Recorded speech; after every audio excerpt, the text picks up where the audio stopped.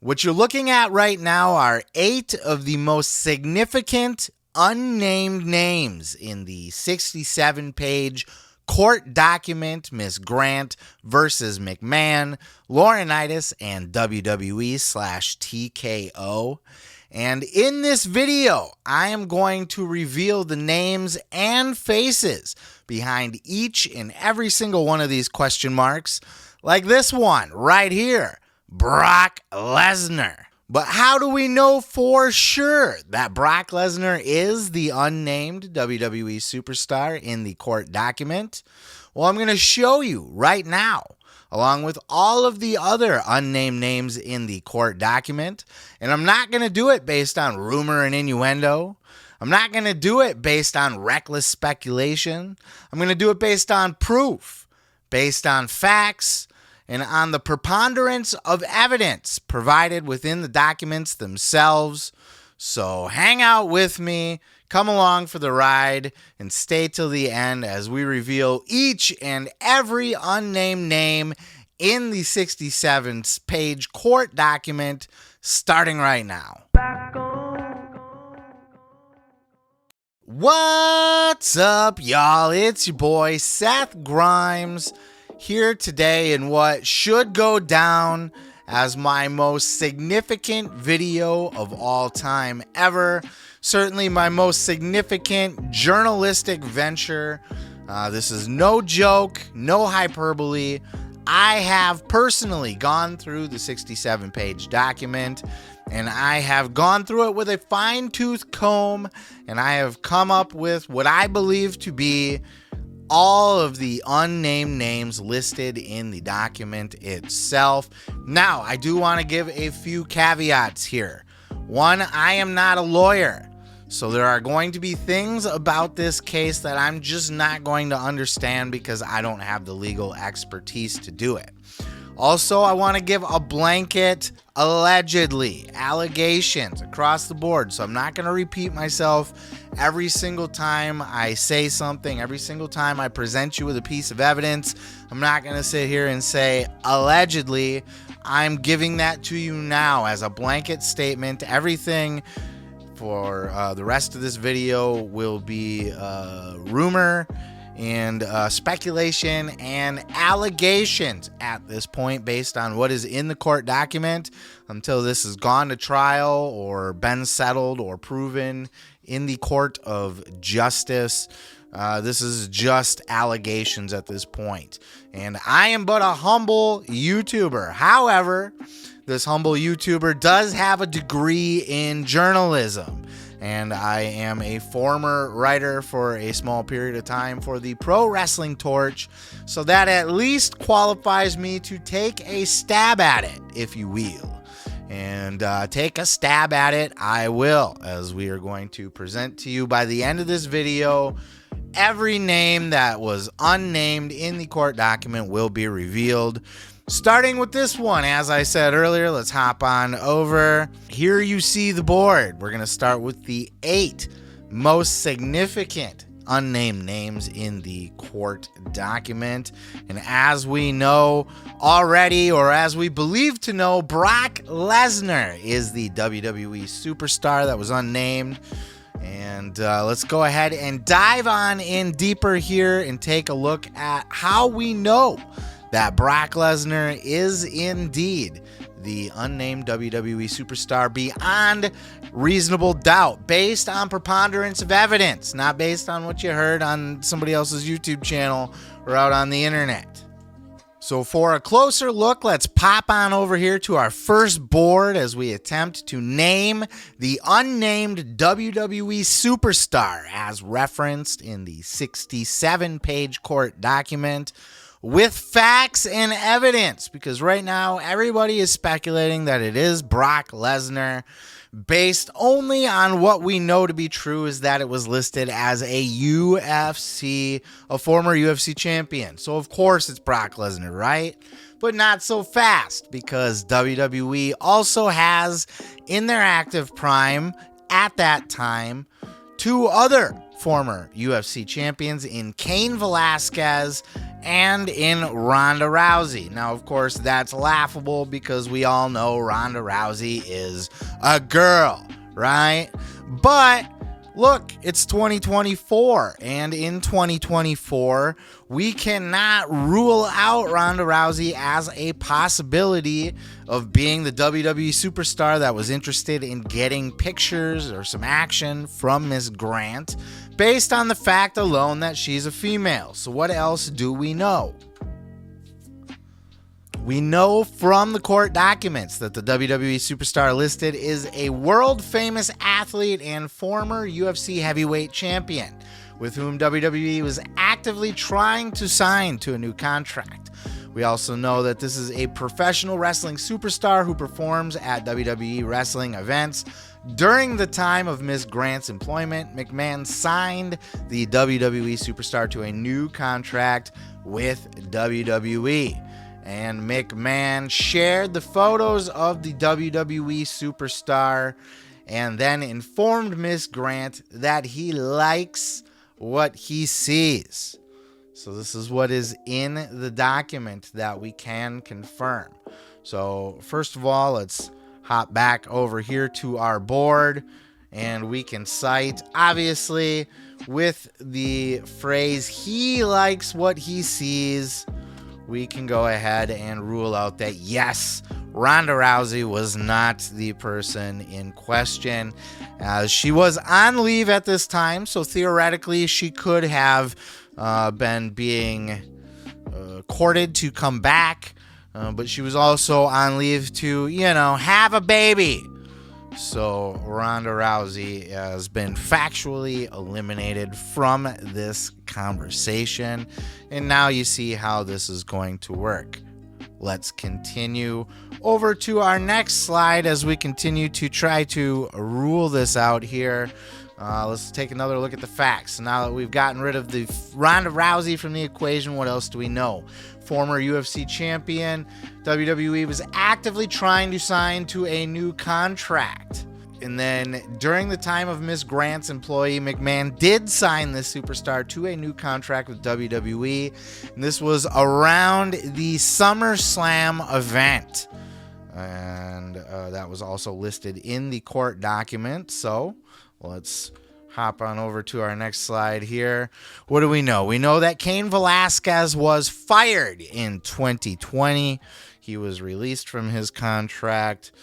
And so he was not with WWE at the time, and thus could be somebody that Vince was actively courting to return. But would Vince be trying to court somebody to return that he had just fired a year ago? Maybe, probably not, because Cain really didn't work out in WWE to begin with. But that's an assumption. We can't just rule him out based on that. So we got to go with more. He was also at this time during 2021, Cain was signed to AAA. So he already had a wrestling contract that he was in a deal with. So he could not possibly be the man that Vince was trying to actively sign and bring back to the WWE. So we're going to go ahead and rule him out, not to mention that he was arrested in and around this period. So he most certainly is not going to be the guy. So is it just Brock Lesnar? We've pretty much put the nail in that, haven't we? Or have we? Let's take a look. Back at the board, we know that this is a former UFC heavyweight champion that Vince was trying to bring back in and around SummerSlam, and it is a guy. He likes what he sees. Does that necessarily mean that it is just Brock Lesnar, though? Because we also have two other former UFC champions that have participated in the WWE at some point in time, Dan Severn and Ken Shamrock.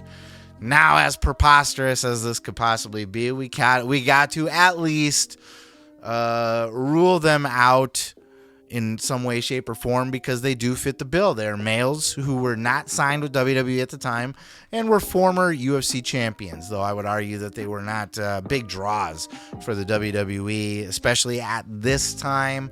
Let's see what we have. So we got the former champs. Maybe the document got it wrong altogether, and these were not just former UFC champions, but a former UFC fighter altogether.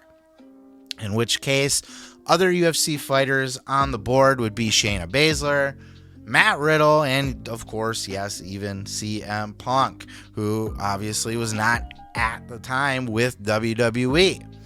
However, this is a legal document. This is a legal court case that was filed. So we cannot just go into this assuming that the court case got it wrong. We have to assume that this legal filing knows what they're talking about, that the way things are written were written that way for a reason. And this is going to come into play later, by the way, because the way things are worded and written can be a difference maker. And we will prove that later on in this video here.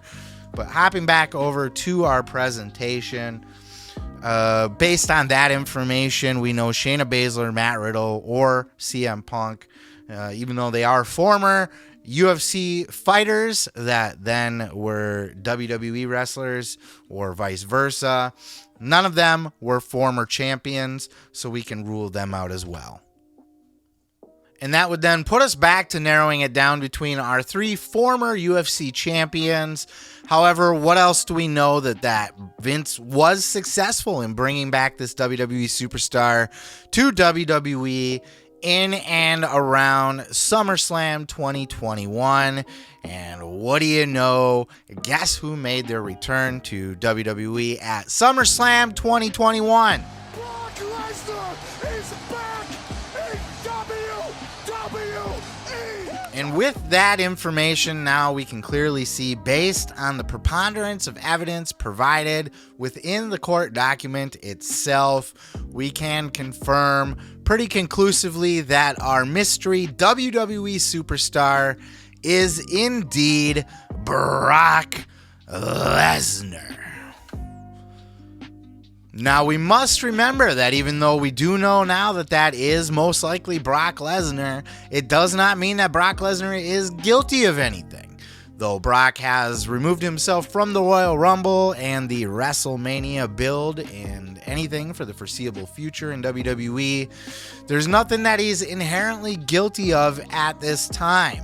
We know that per the documents, Vince was certainly trying to set things up between him and Brock, or his Ms. Grant and Brock. It did seem that Vince certainly had a fetish for Brock Lesnar, that even when Brock was unable to make it to any said meetup that Vince tried to arrange, which is where the trafficking comes into play, by the way, Brock did not show up for any of those, as far as we are aware, as far as the court documents would suggest. And at that time, the documents say that Vince role-played as Brock Lesnar. And one would have to wonder if some of the sex toys, the dildos that Vince named after wrestlers, if one of them might be Brock as well. He seemed to have quite the fetish for Brock.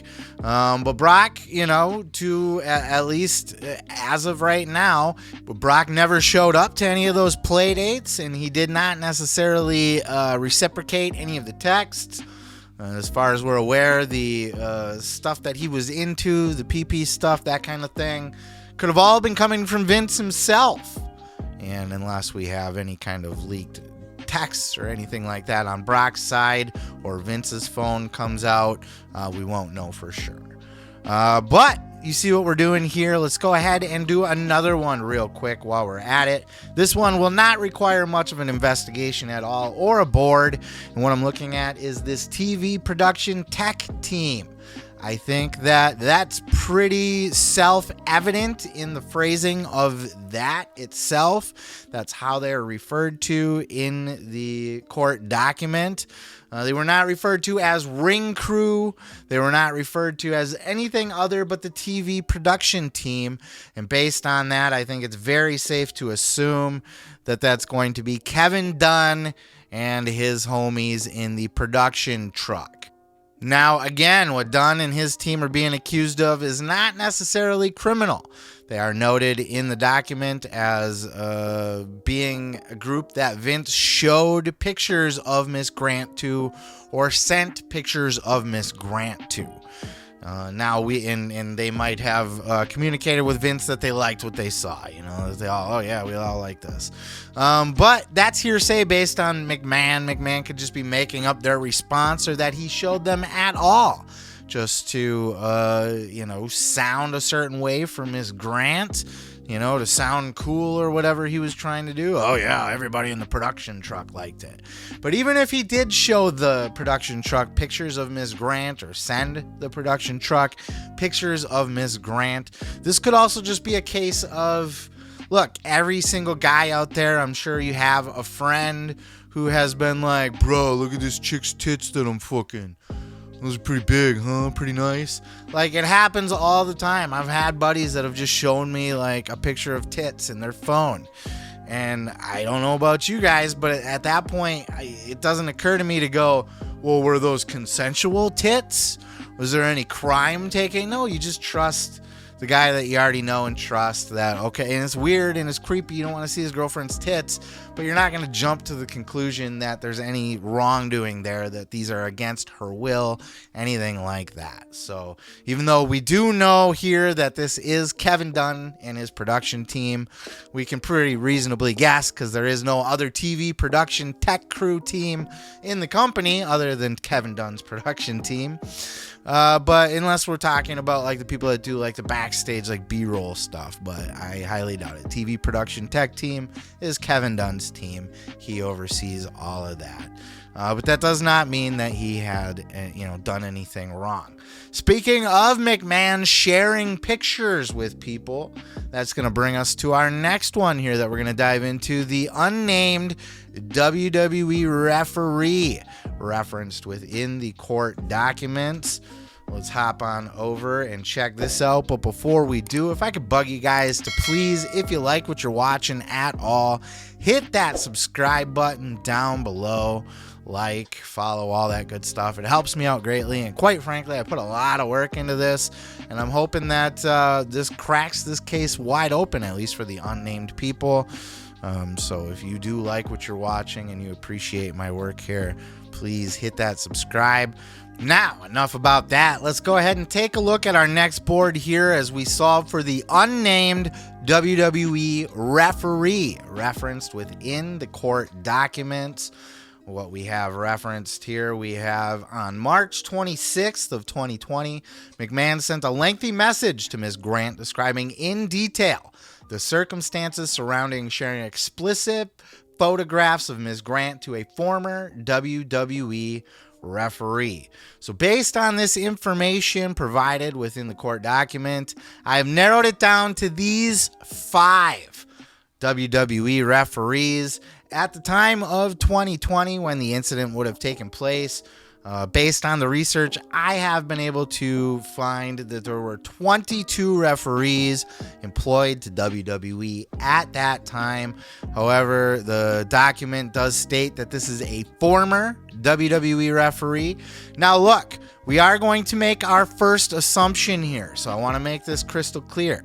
We are going to make an assumption, and I'll back up why I'm assuming this in a bit as we reveal a little bit more here.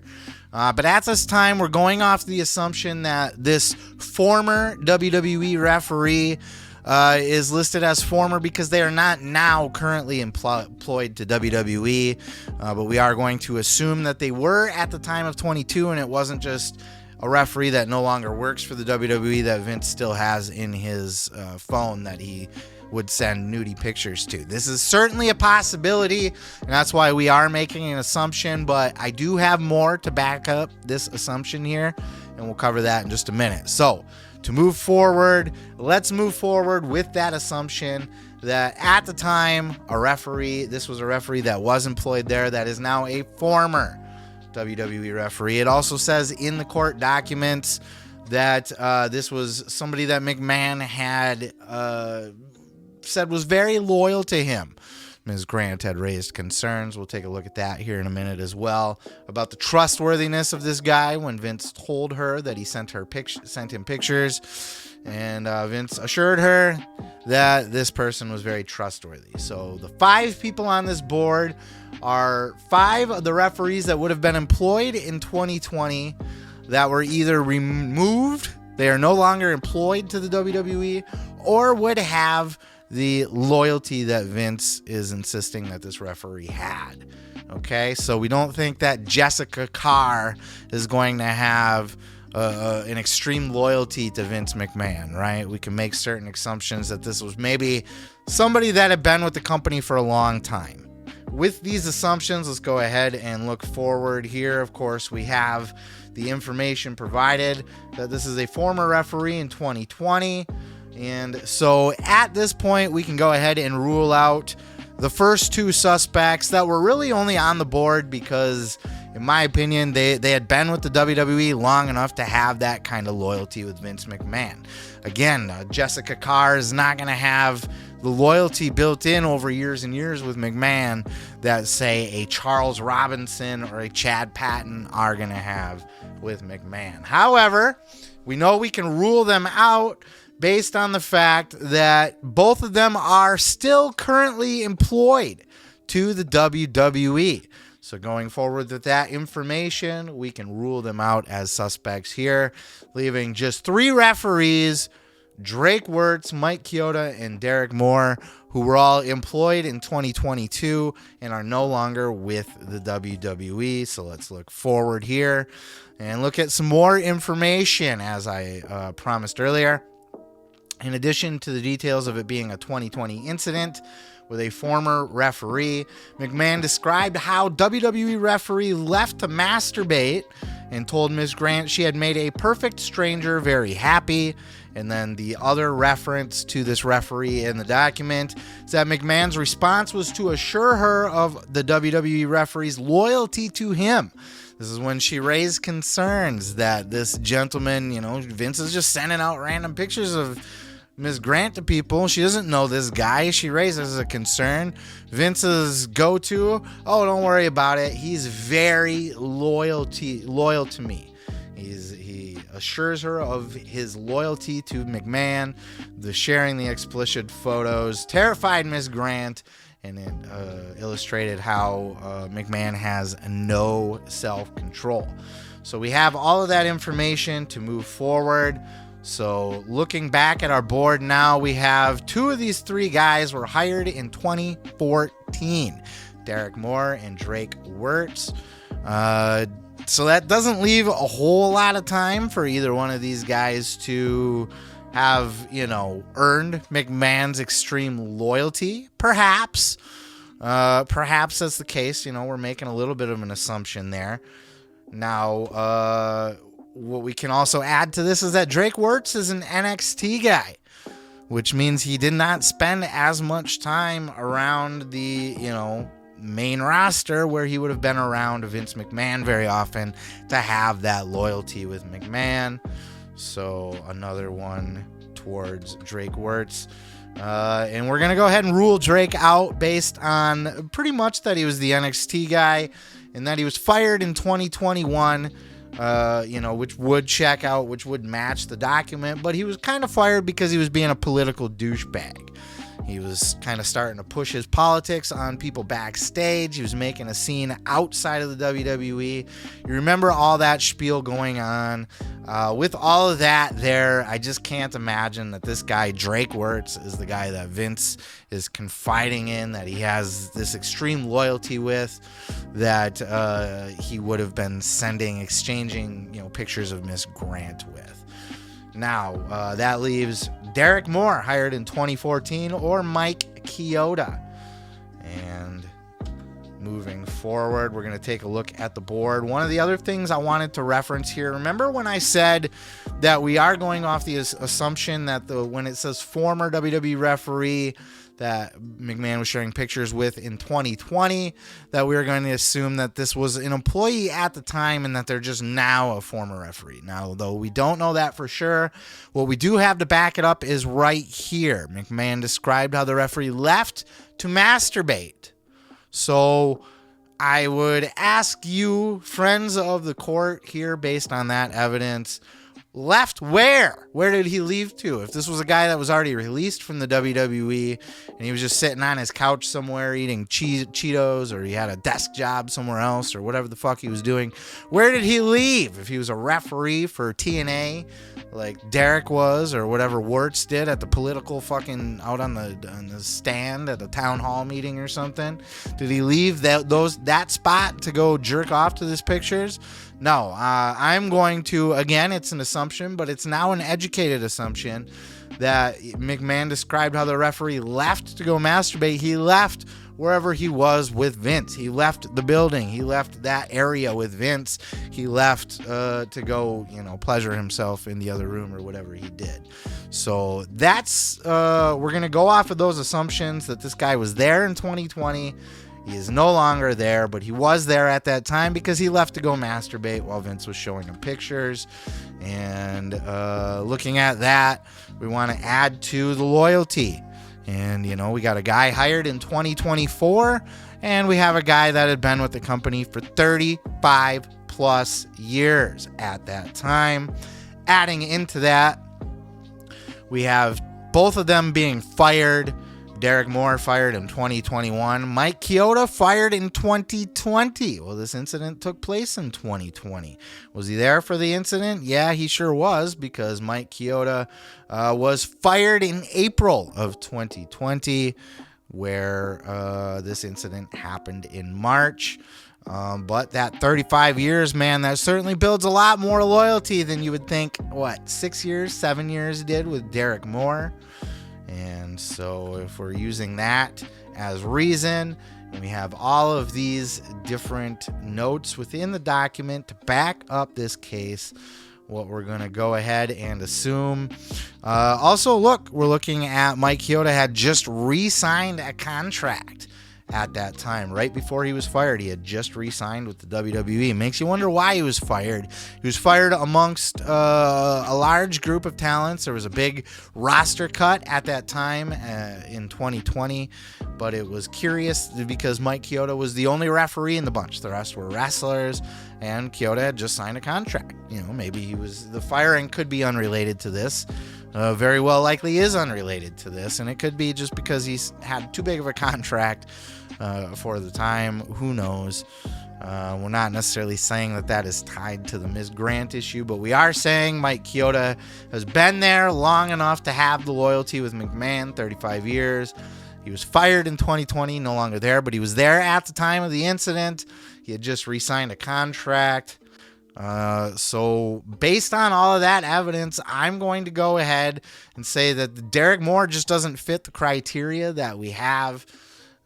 Basing on the preponderance of evidence, I'm going to go ahead and say that Mike Chioda is our guy, and that Mike Chioda was the unnamed WWE referee here listed within the documents. Now, again, this is speculation. This is allegedly. We don't know any of this for sure. And of course, I do want to add the caveat that, this could be a former WWE referee that was not even employed to the company at the time, that Vince was just still friendly with, sending pictures to.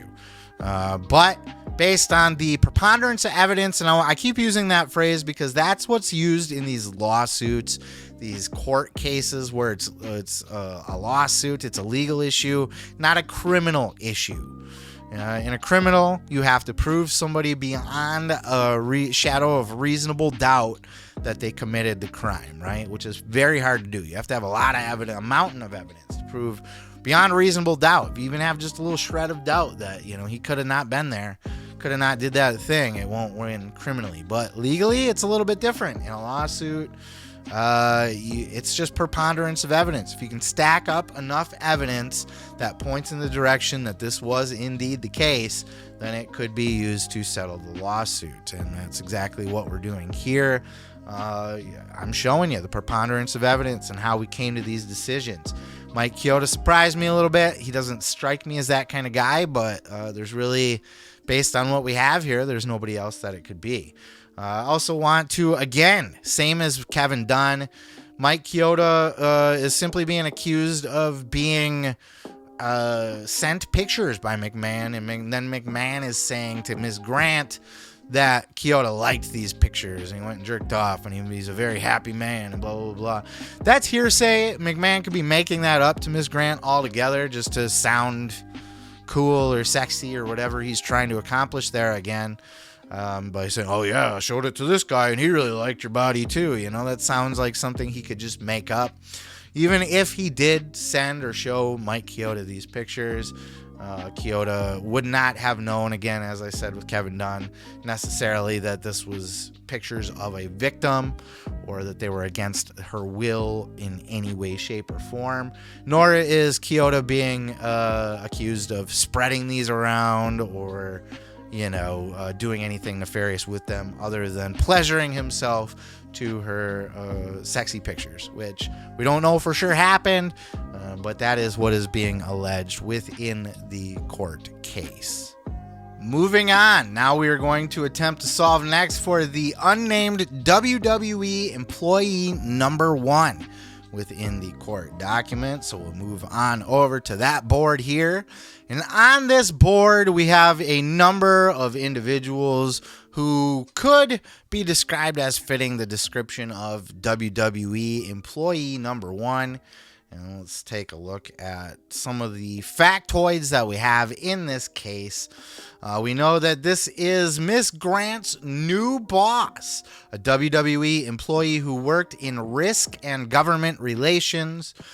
So when Miss Grant was brought into the company, Miss Grant was placed in the legal department. So her new boss was a guy working in risk and government relations.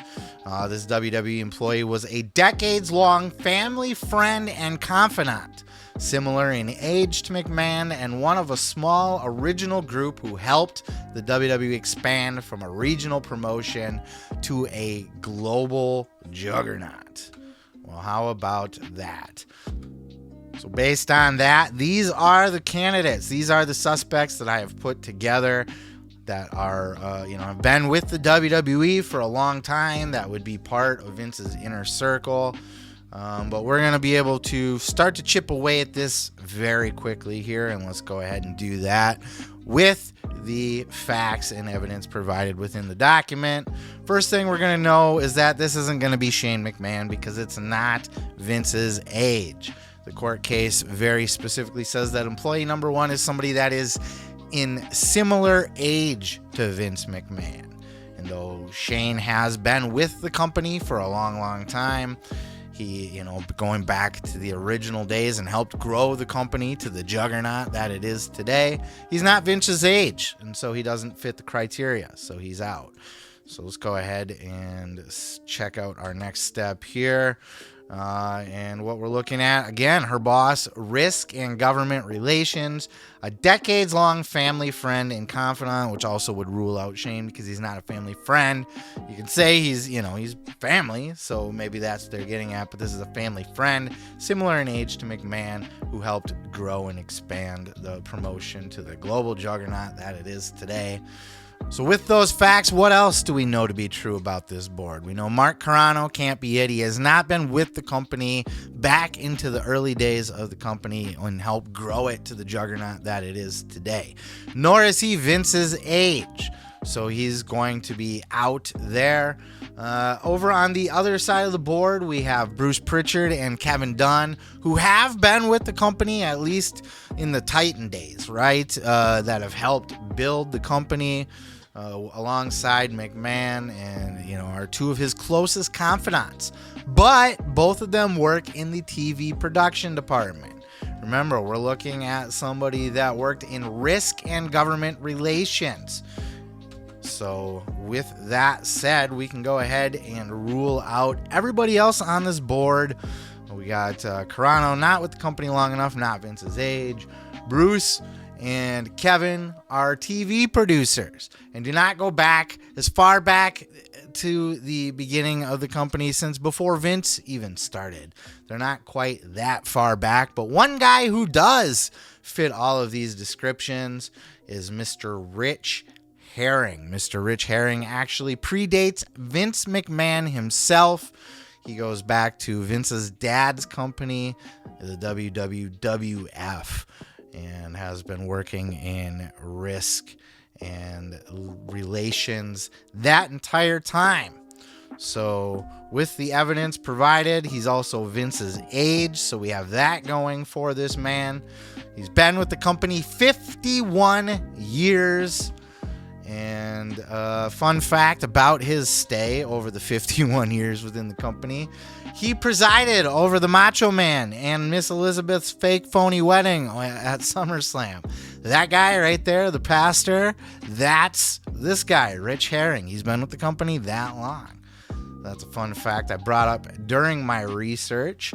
So we know all of that about this man. He's the risk and government relations guy, and he's been with the company since the beginning. But even right here, I want to point out this part here, expanded from a regional promotion to a global juggernaut. Well, funny thing with that, as we take a look back over here at the board, juggernaut just so happens to be the exact phrasing used when Mr. Rich Herring was inducted into the WWE Hall of Fame, given the Warrior Award. He was given the Warrior Award induction, and during the actual WWE write-up on their website itself, they referenced him as being with the company for 51 years. They referenced that he helped build the WWE to the global juggernaut that it is today. The exact wording that was used in the court document. Now, I don't know if whoever wrote up this court document just borrowed that when they were trying to write up details about this fella, or if they're trying to leave cookie crumbs or whatnot. But we're looking at a guy that works in risk and government relations. This guy's exact job title was Executive Vice President of Risk and Government Relations. And he was with the company for 51 years, helped build it to the global juggernaut that it is today, as written on WWE.com itself. Risk and Government Relations was his job title. As I said, EVP of Risk and Government Relations. So, folks, I'm telling you now, again, all of this is allegedly, but there is a preponderance of evidence here. I think all roads lead to this fella, WWE Employee No.1, being Rich Herring, who has now actually been, he left quietly. He left WWE during the merger. He no longer works there. So what does this mean? What do we know about Rich Herring, and what exactly is he being accused of? Well, let's go ahead and take a look over here at my actual documents. For this employee No.1, these are my notes and research that I was able to put together for this. We have, as we listed right here, the employee for 50 plus years, the global juggernaut.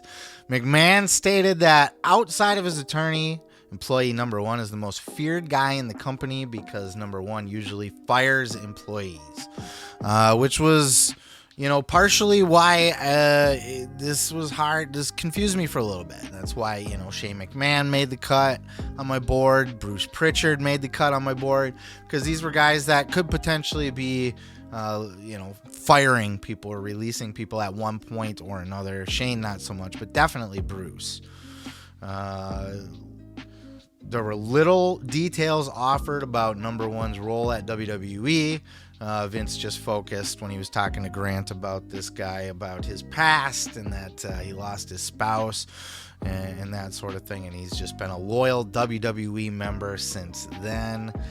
McMahon touted that he was loyal to Vince and that he would be able to take care of her in her role in the legal department.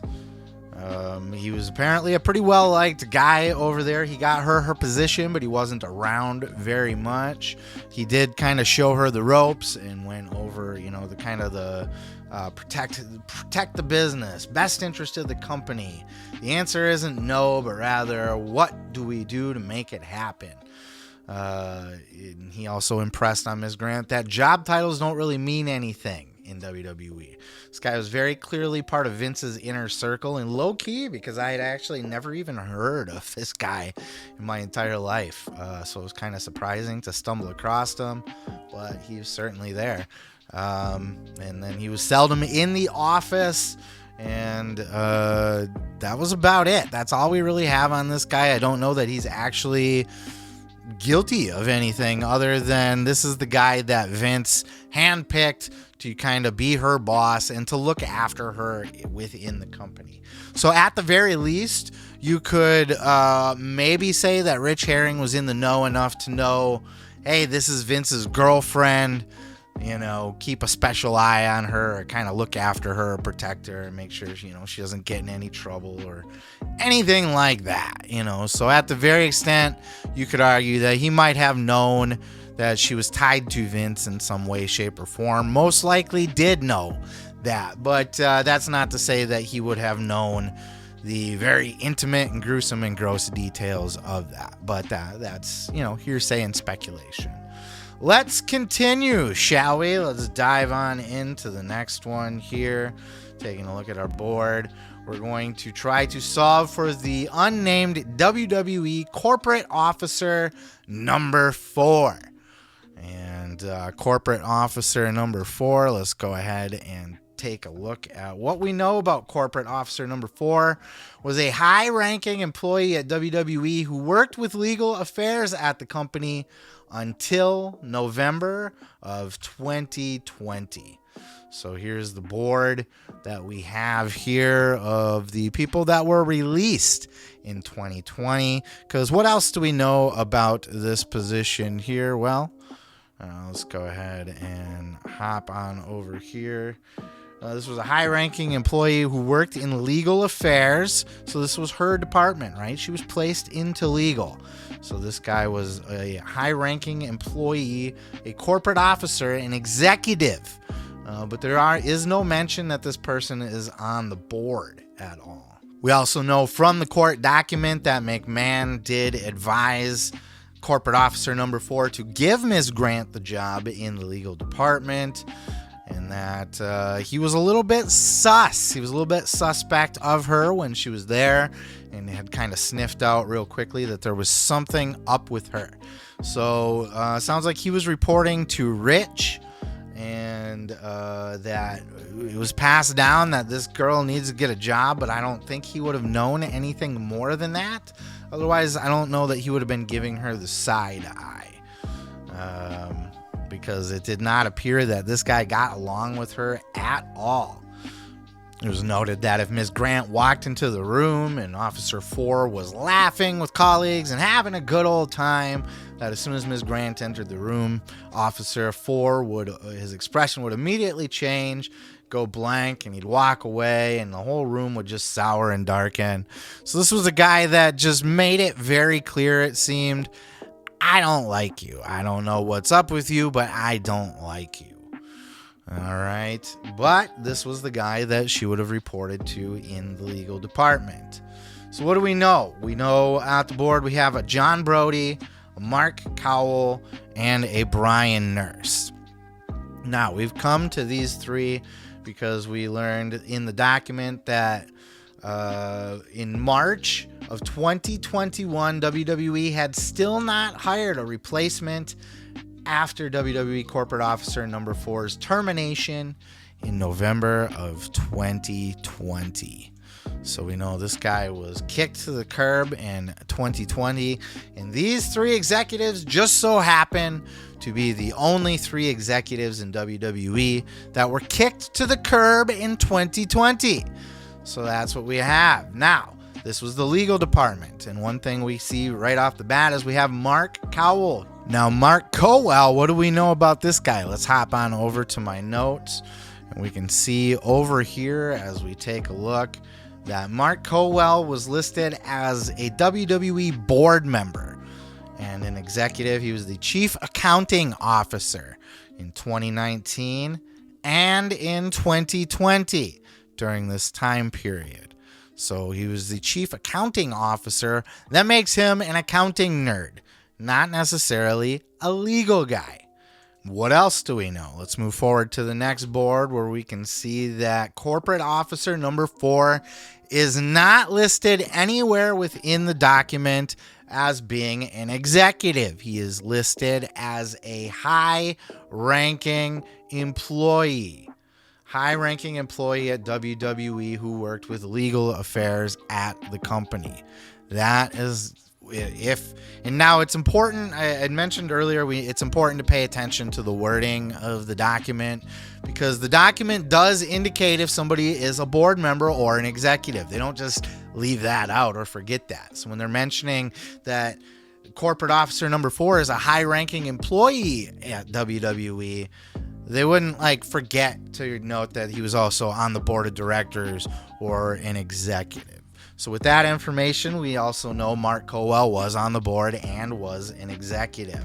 So at this time, I think it's safe to assume that Mark Cowell is not our guy. He was also replaced that same month by Karen Mullane, who, that's another thing that we also know from the court documents here. We can see that in March of 2021, WWE had still not hired a replacement after WWE Corporate Officer No.4's termination in November. Still did not have a replacement in March of 2020. So if we didn't have a replacement in March of 2020, we know Mark Cowell couldn't be it, because Mark Cowell was replaced in 2020, the very same month he was released, he was replaced by Karen Mullane. So we know that he is not our guy, but we do still have two names on the board. Let's dive in a little bit deeper here. So we know that this was a high-ranking employee who worked in legal affairs at the company until 2020. And we know in March of 2021, WWE had still not hired a replacement after WWE Corporate Officer No.4's termination in 2020. So let's take another look at the board. Let's take a look at what we have here. We have this John Brody fella, who's the only other guy, that high-ranking employee that would have been released in 2020. Well, he was the head of global sales and marketing.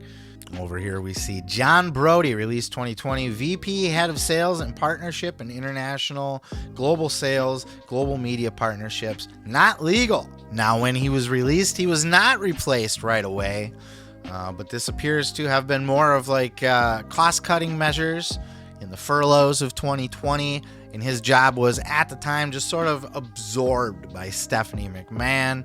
Kind of took over that until June of 2022. Catherine Newman had been brought into WWE as the executive VP and head of marketing, and then a month later, or 2 months later, August 2022, Craig Stimmel was brought in as the senior VP and head of global sales and marketing. So they kind of split that job in two, it looks like, that old John Brody would have had later on in 2022 after the pandemic, back when they were starting to regrow. So that's kind of what we're looking at.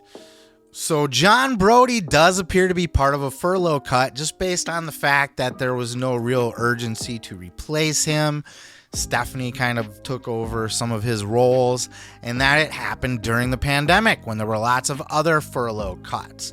But Corporate Officer No.4 was not a furlough cut. Corporate Officer No.4, though I did not specifically find why they were fired. It could be related to Ms. Grant, maybe finding, getting a little too nosy or suspicious, or being a little bit too grumpy around Ms. Grant could easily be a reason for that. But they were actively trying. We do know from the document that they were actively trying to replace this role, Officer No.4. In March 2020, WWE had still not hired a replacement after WWE Corporate Officer's termination. Let's see. McMahon had let her know that just as an entry-level coordinator, top executives in the company knew about the relationship, and that her presence in the legal department was effectively delaying the company's efforts to hire a replacement for that high-ranking official, who did end up being Samira Saha. I'm sorry if I Did not pronounce that properly, who did end up replacing Brian finally in June 2021. So this was not somebody that they were trying to cut due to budget cuts and cost for the pandemic. This was somebody that they cut for whatever reason. There was a little bit of drama going on in that legal department, and it was causing them to have issues trying to fill the role. Wonder why there was drama going on in that department. Could it be that Vince had a girlfriend in that department that this corporate officer number 4 really didn't like and seemed to kind of dislike and made, was not comfortable to be around? And you would think maybe if Ms. Grant had passed that information along to McMahon, that maybe corporate officer number 4 wouldn't really be there much longer. However, if the whole floor is buzzing about all the drama and who this Grant was and what's going on and people don't like her and all that stuff, it could be hard to bring somebody back in new to that environment. Brian Nurse here was replaced in June of 2021. We know that. And he was in the legal department specifically. In fact, his exact job title within the company was Senior Vice President of General Counsel and Secretary of Legal Affairs. So we can add that to the board for this gentleman. He was there in 2020 in legal affairs, right, as listed in the court documents until 2020. And then in March 21, they still had issues replacing this man who was fired in 2020. Well, we have a man over here that was fired in 2020, and Brian Nurse was not replaced till June of 2021, which would add up with the timeline that we just saw here, that they had still not replaced in March of 2021. It was not a furlough cut because they were trying to replace them, and this person worked in legal, and in fact, as you see here, was Vince's legal advisor, his direct legal advisor. Let's jump back over to the notes. Not only was he the Senior Vice President of General Counsel, Secretary of Legal Affairs, but he was the principal legal advisor to Vince McMahon himself. Per an article on law.com back in 2018, Brian Nurse moved from Pepsi to the WWE and was listed in that article as reporting directly to Vince McMahon himself to oversee legal affairs, litigation, intellectual property, government relations, risk management, talent contracts, and compliance. Boom. Boom, boom, boom. How many nails you want to put in the coffin of this gentleman here? I think we have proven with preponderance of evidence here that our most likely candidate for corporate officer number 4 is going to be one Mr. Brian Nurse. Now, what do we know about Brian Nurse? What is he being accused of here in the lawsuit? Well, the allegation here in the case is that Brian Nurse, officer number 4, McMahon had expressed to Ms. Grant that while Brian Nurse was still employed with WWE, he knew or was highly suspected that a sexual relationship existed between McMahon and Ms. Grant, and they are alleging that because he would have known of this, that he would have helped facilitate this relationship with Miss Grant. Now, that's a lot to allege by Miss Grant. We know Brian Nurse came over from Pepsi to WWE. And we know he's a lawyer. He's a smart guy. Working in that legal department, Miss Grant had stated in the document that it seemed like Brian Nurse had kind of sniffed out right away that there was something up with this girl and that it had to do with McMahon. He's a lawyer. He's not stupid. He's going to see that there's this girl that was placed in his department, an entry-level girl that's getting special treatment, that's being treated with kid gloves, that was placed there for a specific reason. He sniffed this out, and he treated her as such while he was there. While he was in the office, he didn't like her, and he made it known he didn't like her. She would enter the room, and he would go cold from laughing and having a good time, and then walk out like, ew, you're here. And then he was swiftly removed. I don't know. Now, again, and this is why they're not named, by the way, because there's not enough in the court case, at least for now, to say for certain that it was Brian Nurse, because those are serious allegations. But it was referenced that this is what the Miss Grant and her legal team are alleging about number 4. I don't see it that way. I don't see him. Nothing in the text shows me that he facilitated anything, really. It sounded more like he tolerated. And even then, that does not indicate that he would be in the know of any graphic details or any kind of assault or rape or the 3-ways or any of the other particularly nasty details of this case. He seems like a guy, Brian Nurse, who's a smart legal guy in the office, sees this chick, knows that there's something up with her, knows it's tied to McMahon, doesn't like her, he's kind of a dick to her, and he was swiftly removed. And I think that's exactly where we're at with that one. Now, instead of going right into Corporate Officer No. 3 here, I want to kind of go a different route, because I believe the way the story's told, it's going to be easier to start at the beginning and then come back around now to finish. So instead of going to Corporate Officer 3, let's hop on over and actually do WWE Corporate Officer No. 1. And we're going to pull up the board here for our Corporate Officer No. 1. These are the suspects. So what do we know about Corporate Officer No. 1? Well, we've come to these particular names and faces because we know that Corporate Officer No. 1 was both an executive, a high-ranking executive, and member of the board during Miss Grant's stay at WWE. So this just so happens to be every single person that was both on the board of directors and an executive within WWE at that time. There were other board members and there were other executives, but only these people that you're looking at right now were both executives and board members at the time of Miss Grant's employment. Another thing that we can decide right here and now, for obvious reasons, that it's not going to be Vince, right? Vince was named in the document itself. He's the defendant. So, of course, he's not going to be Corporate Officer No. 1. He's already named. He's already in the document all over the place. But everybody else here on the board at this time is fair game, being a high-ranking executive and board member at the time. But what we're going to do is we're going to narrow it down here based on the facts of the matter. So here we have our high-ranking board member during the time that Ms. Grant was employed, which is 2019 to 2022. And we can take a look at this. It also states in the court case that this particular person stayed on through the merger. Well, we have executive Mark Cowell over here who left the company in 2020. We covered him earlier. He left in the 2020 cuts there in November. So he does not fit the criteria of this Corporate Officer No. 1, who, was there the whole time. Mark Cowell was not there the whole time.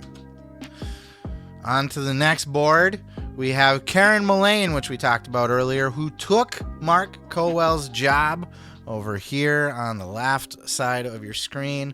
She was the one who moved in and replaced Mark Cowell and took his job.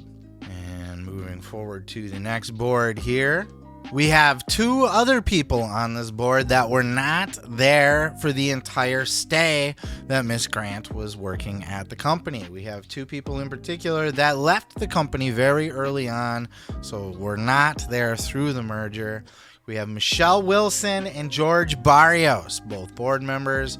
But if you guys remember, you guys will recognize those names specifically because it was Michelle Wilson and George Barrios who were outwardly outspoken against the move to put the WWE Network to Peacock, to sell it to Peacock, to pull it from its own standalone over-the-top platform and just sell it all to Peacock, because they were, they were two of the top people that were there that helped build that WWE network, and they did not want to see it go. They thought it was a bad move, and we all know Vince, when he wants something, you're either on board or you're not. Those two were not, and they were kicked to the curb because of that. So we know we can rule both of them out. Both of them left in January of 2020 because they were not on board with the sale of the WWE Network. Moving forward here, what else can we decide?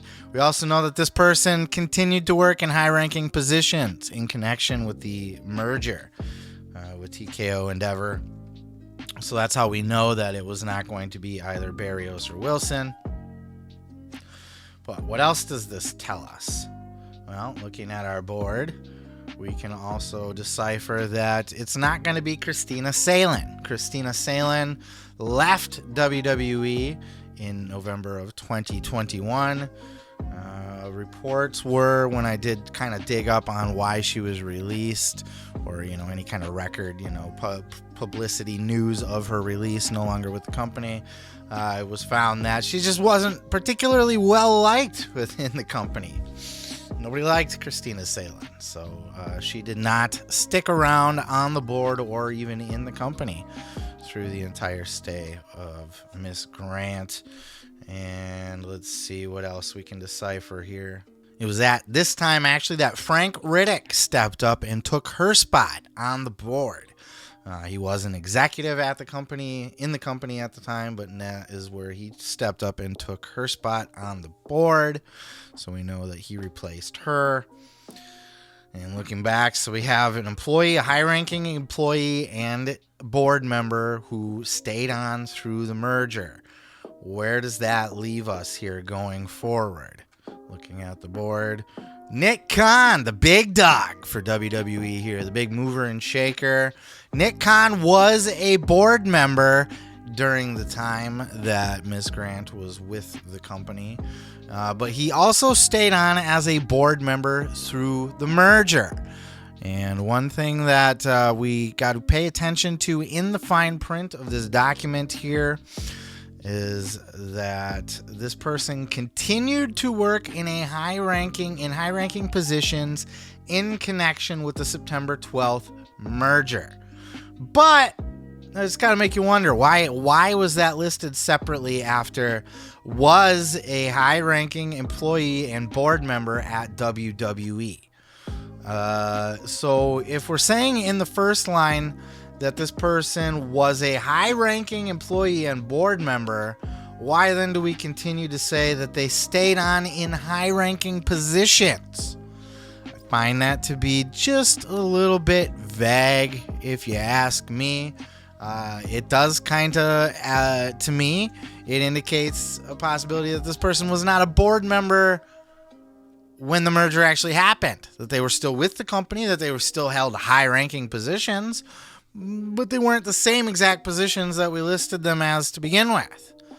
High-ranking employee and board member quickly turns into was still in high-ranking positions, at the time of the merger. It's weird. It's weird phrasing that I want to put a caveat on, and that's why we got this little sticky here for Nick Khan. And then Nick Khan also did not join the board until 2022. He was an executive for the company, but did not join the board until 2022. For me, this seems to put Nick Khan out of the category here. I think the wording, the phrasing of this Officer No.1 doesn't quite point to Nick Khan's tenure as an executive and board member within the company. Now, there is more to that we'll get into here in a minute, but worth noting, that at this point we're going to rule out Nick Khan because he does not seem to meet the criteria that we're working with. Continued to work in a high-ranking position. Why is it worded like that? Instead of just saying they were a high-ranking board member and employee, continued to work in high-ranking positions. It did not say continued to be on the board. That's why I'm making that distinction right now for Nick Khan.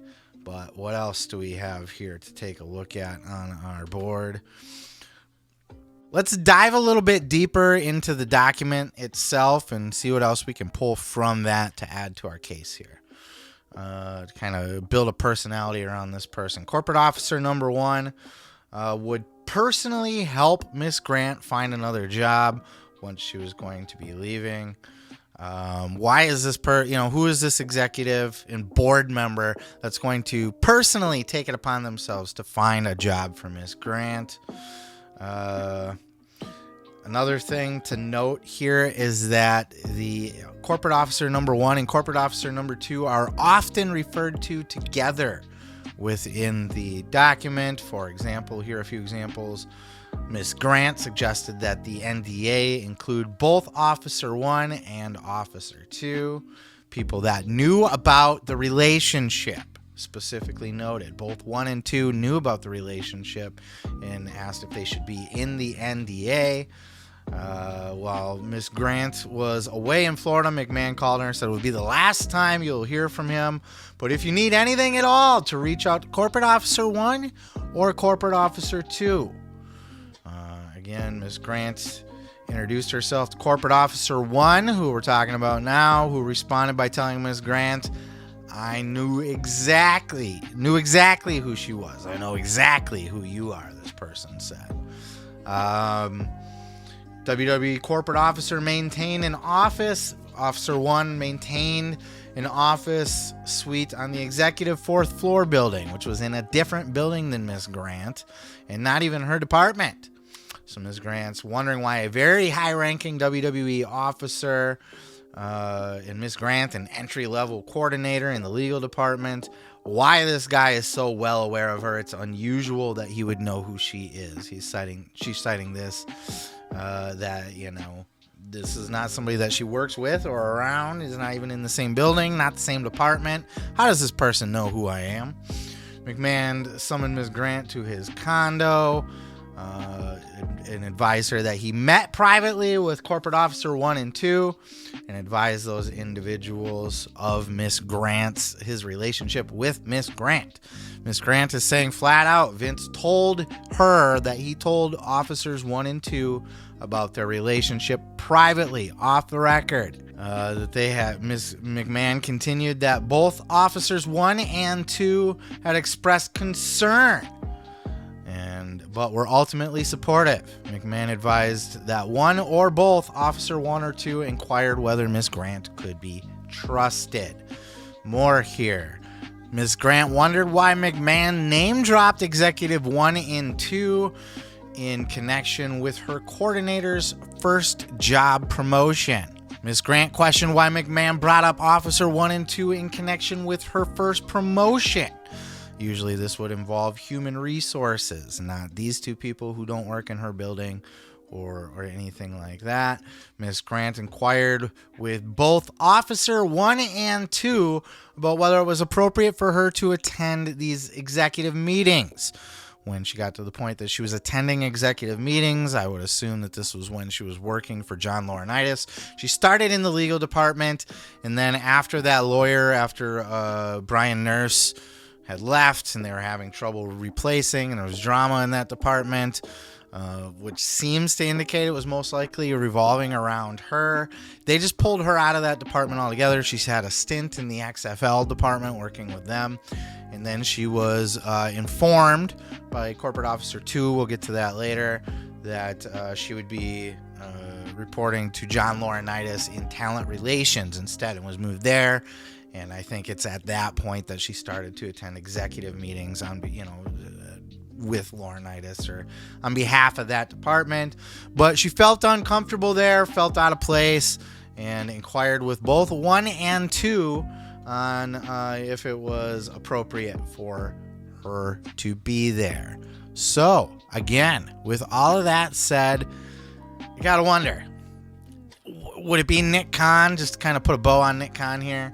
Is Nick Khan kind of babysitting this new hire and, making sure that checking with Vince to make sure that she's trustworthy, having private conversations with Vince about their relationship, letting them know that this would happen?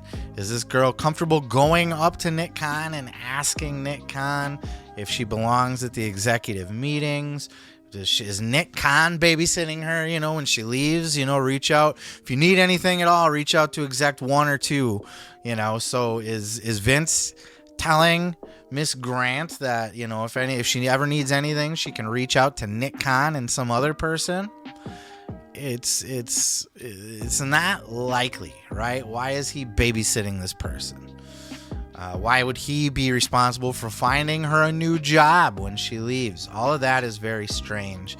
Does not suit Nick Khan. But we do have 4 other executives on the board who could be in play here. So let's keep playing. Let's see what else we have to work with here. Let's look at these other 2 executives on the board here. Karen Mullane and Frank Riddick. Both were board members. Both were executives during the time of Miss Grant's stay at WWE. Let's learn a little bit more about them. Frank Riddick is the director, or was the director and interim chief financial officer who left during the TKO merger. And then we have Karen Mullane, who still works with the company to this day. She is still in WWE as the controller and chief accounting officer after she got a promotion. So these are accounting people. She actually was the one who replaced Mark Cowell. These are 2 people that are in accounting. They're in the financial department. These are not necessarily going to be people that are, going to be babysitting Vince McMahon's girlfriend, finding them a new job, wondering whether they could be trusted. Now, look, they both kind of work in the same area, so it's possible when we're talking about a 1 and a 2 being grouped together. This could very well be Karen and Frank. They could be buddies.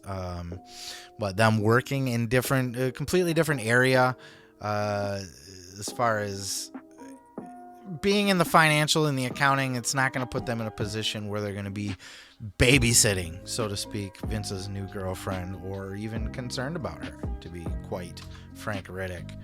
But what else do we know here? McMahon advised that she can call on Corporate Officer 1 or 2 anytime that she needs anything. That could be Karen Mullane and Frank Riddick, though I just don't see them being those. It just doesn't fit. But what else could we be looking at? On the other side, if we are going to look at what might fit, we got Corporate Officer 1 and Corporate Officer 2 mentioned together in all the times that I went through with you there, all those different instances. We do have 2 people here on this board that just so happen to be married to each other. Stephanie McMahon, Paul Levesque. They are married to each other, so one could stand to reason that when Miss Grant is told to reach out to 1 or 2, and that she's going to 1 or 2 to ask advice about whether she should be at a board meeting or not, one could stand to reason that would be, a couple, a husband and wife, perhaps. Maybe she's comfortable going up to Karen and Frank, but it seems with them being mentioned together so often, that it could very well be because 1 and 2 are married. Perhaps. Let's dig deeper.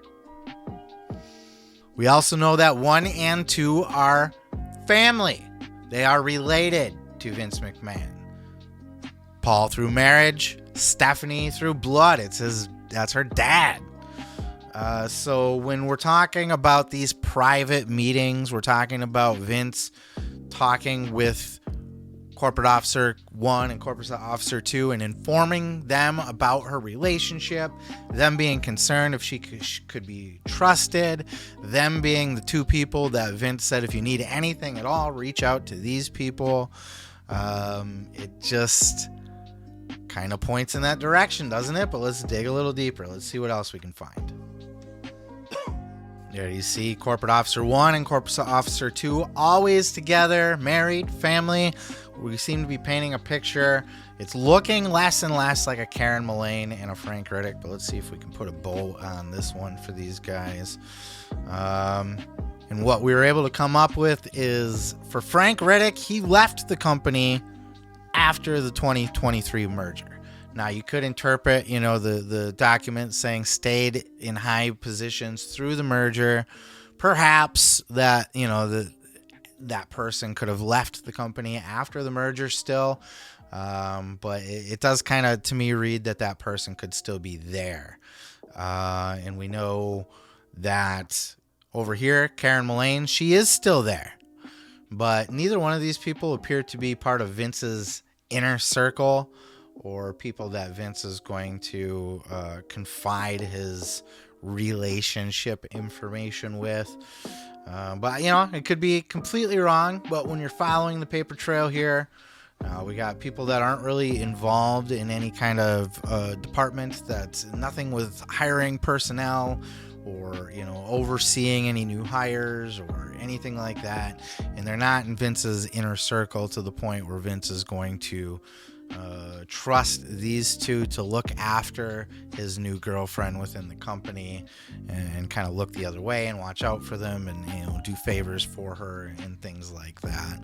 I think everything we have points to Steph and Triple H here at this point, and we will be able to confirm this even further a little bit later as we do Corporate Officer No.2 perhaps. But let's follow this rabbit hole a little deeper. We have all the information there again, just as a refresher. And looking at this board, the fact that they're having the off-the-record conversations with Vince, I think, but this was also somebody that stayed on through the merger. And we're looking at two people right now that fit the bill completely 100% for every single one of these, up until the point of one was not with the company through the merger and the other one was. We know Stephanie McMahon was actually on leave in 2022, probably after she got the inside scoop on these allegations. She took a little bit of a leave from the company, and then eventually she ended up taking off while Triple H stayed through during the merger.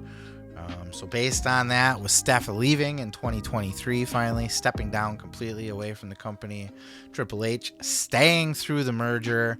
Otherwise, those two are basically interchangeable for 1 and 2. So, I mean, with everything provided here, I would go ahead and say it's a pretty fair assumption here based on the preponderance of evidence that our mystery corporate officer #1 is indeed Paul Levesque, Triple H. And there he is, taking his place up on the board. This one kind of hurt. This is where this got to not be fun, is when I found Triple H, because I like Triple H and I like his creative, and I don't want to see him in any kind of trouble for anything. But let's look at what is being accused here. What is the accusation here with Triple H? Well, the accusation would be is that he, or corporate officer #1, was in the know about the relationship and actively helped Vince kind of cover it up or facilitate it, and that by doing so benefited by continuing to be a part of the company and advancing and yada yada. So Ms. Grant is claiming that this corporate officer 1 knew about the relationship and benefited from covering it up and protecting Vince McMahon, which by everything here, unlike everybody else on this board here, I would say, unfortunately, Triple H, Paul Levesque, is the first one on the board that I would say would plausibly, allegedly, be guilty of knowing some things that maybe he shouldn't know, or some dirty deeds that were going on. Now, this is not to say that he knows the intimate details. I'll say pretty much across the board, I don't think any of these people knew what was happening behind closed doors specifically, as far as, rapes and head shittings and the three-ways and the rough stuff and the dildos named after all the nasty details. I can't imagine that any of these people know those specifics unless they were directly involved. But I can imagine the situation happening like this. Hey, Paul and #2, guess who that is? Here's the deal. I have this cute girlfriend. I need you guys to help look out for her within the company. And they became his confidant about these two. They were tasked with the job of looking out for her throughout during her time within the company, not necessarily overseeing her as a boss, but to kind of be there for her to, if you need anything, reach out to these people. If you end up leaving the company or when you leave the company, these guys will help get you a job. They were inquiring. They had private conversations with Vince where Vince told 1 and 2 about his relationship with this person, and they inquired whether said Ms. Grant could be trusted. I think that does implicate, and I think that could go a long ways to why Triple H kind of pussyfooted around that question, and even went as far as to say he did not read the document. I cannot imagine he didn't read it. I've read it multiple times already, and it's not in legalese so much that it's impossible to understand or anything like that for the layman even. So I can't imagine Triple H just hasn't gotten around to it yet, though he is a busy guy. I'm sure he was at least briefed on it, but more so I would argue that if Triple H is indeed Corporate Officer No.1, Corporate Officer No.1 would avoid any questions in the media conference about the allegations, because Corporate Officer No.1, though not actively involved with the acts, was kind of front and center in knowing about this person and knowing that she was Vince's girlfriend, and kind of knowing at least that much, and maybe asking if she can be trusted also kind of infers that that there's something going on that could bring something that we don't want to see the light of day, right? If you're asking, can she be trusted, that means, is she going to hurt our little operation here? Is she going to hurt you? Is she going to hurt our scam, our company, our livelihood, blah, blah, blah. So, unfortunately, Triple H is our guy here. Moving forward. Corporate Officer No.2. Now, I think you can understand where we're probably going with this based on our last presentation here, but we do want to give it its own fair look, its own due diligence, and really actually go through the facts of the matter to narrow it down to who we think this could be. So here's our board for Corporate Officer No.2. Now, how did we come to these particular executives here? Let's hop back over to our notes. And what we know about Corporate Officer No.2 was a high-ranking employee at WWE who made hiring decisions, conducted prospective employee interviews, and maintained significant control over personnel decisions. We also know that this person worked in these capacities during Ms. Grant's employment at WWE. And so, based on those details that were provided, we were able to come up with these list of people. These are going to be the people here that were high-ranking employees with WWE that would have been able to make hiring and firing decisions within the company. Right off the bat, we can see one that we can cross off immediately, and that's going to be John Laurinaitis, because John Laurinaitis is named in the lawsuit. So we're not going to have somebody unnamed that is named in other pages. So that just doesn't fit. Though, following the logic here, John would have made that cut, right? He's a high-ranking official in WWE who makes hiring and firing decisions and so on. This was somebody that Vince gave Ms. Grant personal coaching on how to interview with so that, they could get through it and that sort of thing. Johnny Ace just wasn't going to be that guy because he's already in the lawsuit. But this person conducted prospective interviews and had significant control over personnel decisions during the time that Ms. Grant was employed. So, going with what we already know, we know Karen and Frank over here, what we've talked about earlier. We know that they're the money people, right? Hopping back over here to our notes. We know Frank, director and interim chief financial officer. And we know Karen Mullane was the controller and chief accounting officer. Karen, still employed with the company, and Frank left in 2023, right after the merger. So they are our money people here, and you can see them kind of linked together in that way, though I don't think they're linked together in the Officer 1, Officer 2 way, though it's very possible. They were also not making hiring decisions and placing people within the company, as we have seen here with the details. So they don't necessarily fit that mold at all either. And also, I do want to acknowledge here, let's see here, high-ranking employee at WWE who made hiring decisions, conducted prospective interviews, and maintained control over personnel. That's not going to be your accounting and financial office people. And on top of that, both Frank Riddick and Karen Mullane were board members and executive and having executive positions at the time. Again, we know we're not going to leave stuff out of the lawsuit. The lawsuit document is not going to forget to mention that Corporate Officer No.2 was also a board member. Corporate Officer No.2 was not listed as a board member through the period that Ms. Grant was employed. Both of these were. Frank Riddick was a board member right up through 2023 into the merger. Karen Mullane still works there to this day. So based on that, they don't place new hires. They work in the financial department, and they are board members. And this was not mentioned in the document for Officer No.2. We're going to go ahead and rule out Frank and Karen. And so looking at the board, we have Nick, Kevin Dunn, Brad Bloom, Bruce Pritchard, Stephanie, and Triple H. Kevin Dunn, he's a TV guy, right? TV production guy. That's what we know about him. He is not hiring legal people to the legal department, and he's not working with talent relations, and he's not placing anybody. He's not looking after anybody. That's not his role, okay?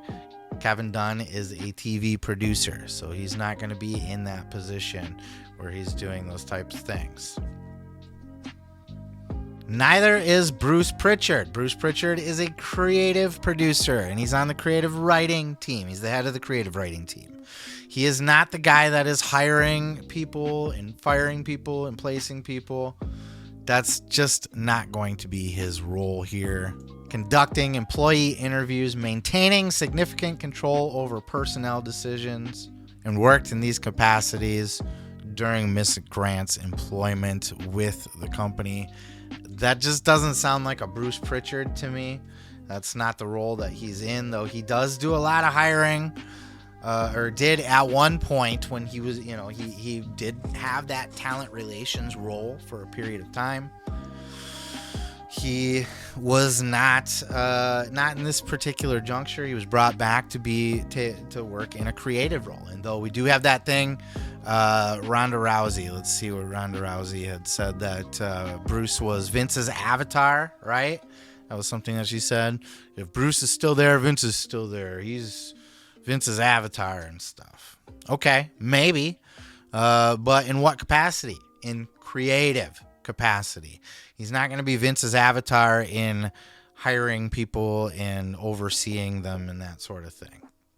This is completely in a creative manner. If Vince has a creative pitch, it might come through Bruce Pritchard. Bruce might be his surrogate for that, but he's certainly not going to be, his surrogate on the hiring and firing corporate executive and, the talent relations end. That's just not where Bruce is right now. You can see high-ranking employee at WWE who made hiring decisions, conducted prospective employee interviews, and maintained significant control over personnel decisions. That at one point in time could have been Bruce, but it's not Bruce right now. So I'm going to go ahead and we're going to take Bruce off the board because he's just not in that position. That's not his role. I know a lot of people hate Bruce. I know a lot of people would like to see Bruce be that guy. I know a lot of people's ears perked up when you heard Ronda Rousey say that he's basically Vince's avatar. As true as that may be, it's going to be on the creative end of things. It is not going to have anything to do with the corporate office business side of things. It's just not likely anyway. Remember, we're doing preponderance of evidence here. Nothing is absolute. We are not speaking in facts, but we are speaking based on all of the evidence provided that we were able to back up here. Looking forward, we have Brad Blum here. Brad Blum has been with the WWE for a long ass time. Let's go ahead and hop on over and see what his role with the company was. Brad Blum was the COO, Chief Operating Officer, overseeing marketing, creative services, travel. He became the EVP of Operations and Chief of Staff in 2019, then COO in 2022. And I do believe that was Triple H's spot, right? When Triple H was removed from COO, he was the COO. All of a sudden, that's this guy now, Brad Blum. Been with the company a long ass time. So maybe it's him. Maybe he's the guy in that position that's doing that. He's, obviously he's in charge of operations, right? He's the operating officer. That puts him in the role of a high-ranking employee. Perhaps he's making hiring decisions and conducting interviews. I don't know that that's necessarily that role as COO, but it's possible. So we have a longtime employee and Brad Blum as the COO. But Brad, as you see, overseeing marketing, creative services, travel. It just doesn't sound like a role where he's going to be babysitting Vince's girlfriend, right? He's got bigger things to do. So I think just kind of based on that, he does not necessarily fit the mold. He's not hiring people. He's not for the legal department or for talent relations department, right? That's not his role. He's not conducting prospective interviews for those people. So we'll take Brad Blum off the table, which leaves Nick Khan, Stephanie McMahon, and Paul Levesque, which I believe were, the last handful of people that I had on last board for Corporate Officer No.1. What else do we know about these folks? Well, we know Nick Khan was well known prior to the WWE. He was a big-time executive in Hollywood. This guy was an agent to the stars. He was a mover and a shaker long before he came to WWE. He was a feather in the cap of WWE. He was brought in to do the big-time deals. I don't believe he was brought in to do babysitting jobs. He worked in this capacity for Miss Grant while Miss Grant was employed as a high-ranking executive doing the hiring decisions. The document also said worked in these capacities during Miss Grant's employment with WWE, but I wonder why it was not worded like it was for No.1, where they said that No.1 continued to work in high-ranking positions in connection with the merger. They did not say that for No.2. They said worked in these capacities during Ms. Grant's employment. So there is a specification, right? We got to look at those. Why would they specify that one of these corporate officers stayed on through the merger and one they did not specify? That doesn't mean they didn't, but they didn't specify it. And if you specify it for one, why would you not specify it for the other? So that's sus, right? And then, obviously, Vince called Miss Grant to advise if she needs anything to contact Corporate Officer 1 or Corporate Officer 2, where they were having private meetings about whether Grant could be trusted with Corporate Officer 1 and 2, where they were advised of Vince's, affair, for lack of a better word. Why would Nick Khan, a guy that was brought in to do all these big business deals, who already has a huge reputation in the industry, suddenly come in and want to get involved in Vince McMahon's personal life, babysitting some new legal hire in the legal department, an entry-level legal coordinator? He wouldn't bother with that. He's too big picture. He's trying to make all these big TV deals and shit. He's not babysitting Vince's girlfriend.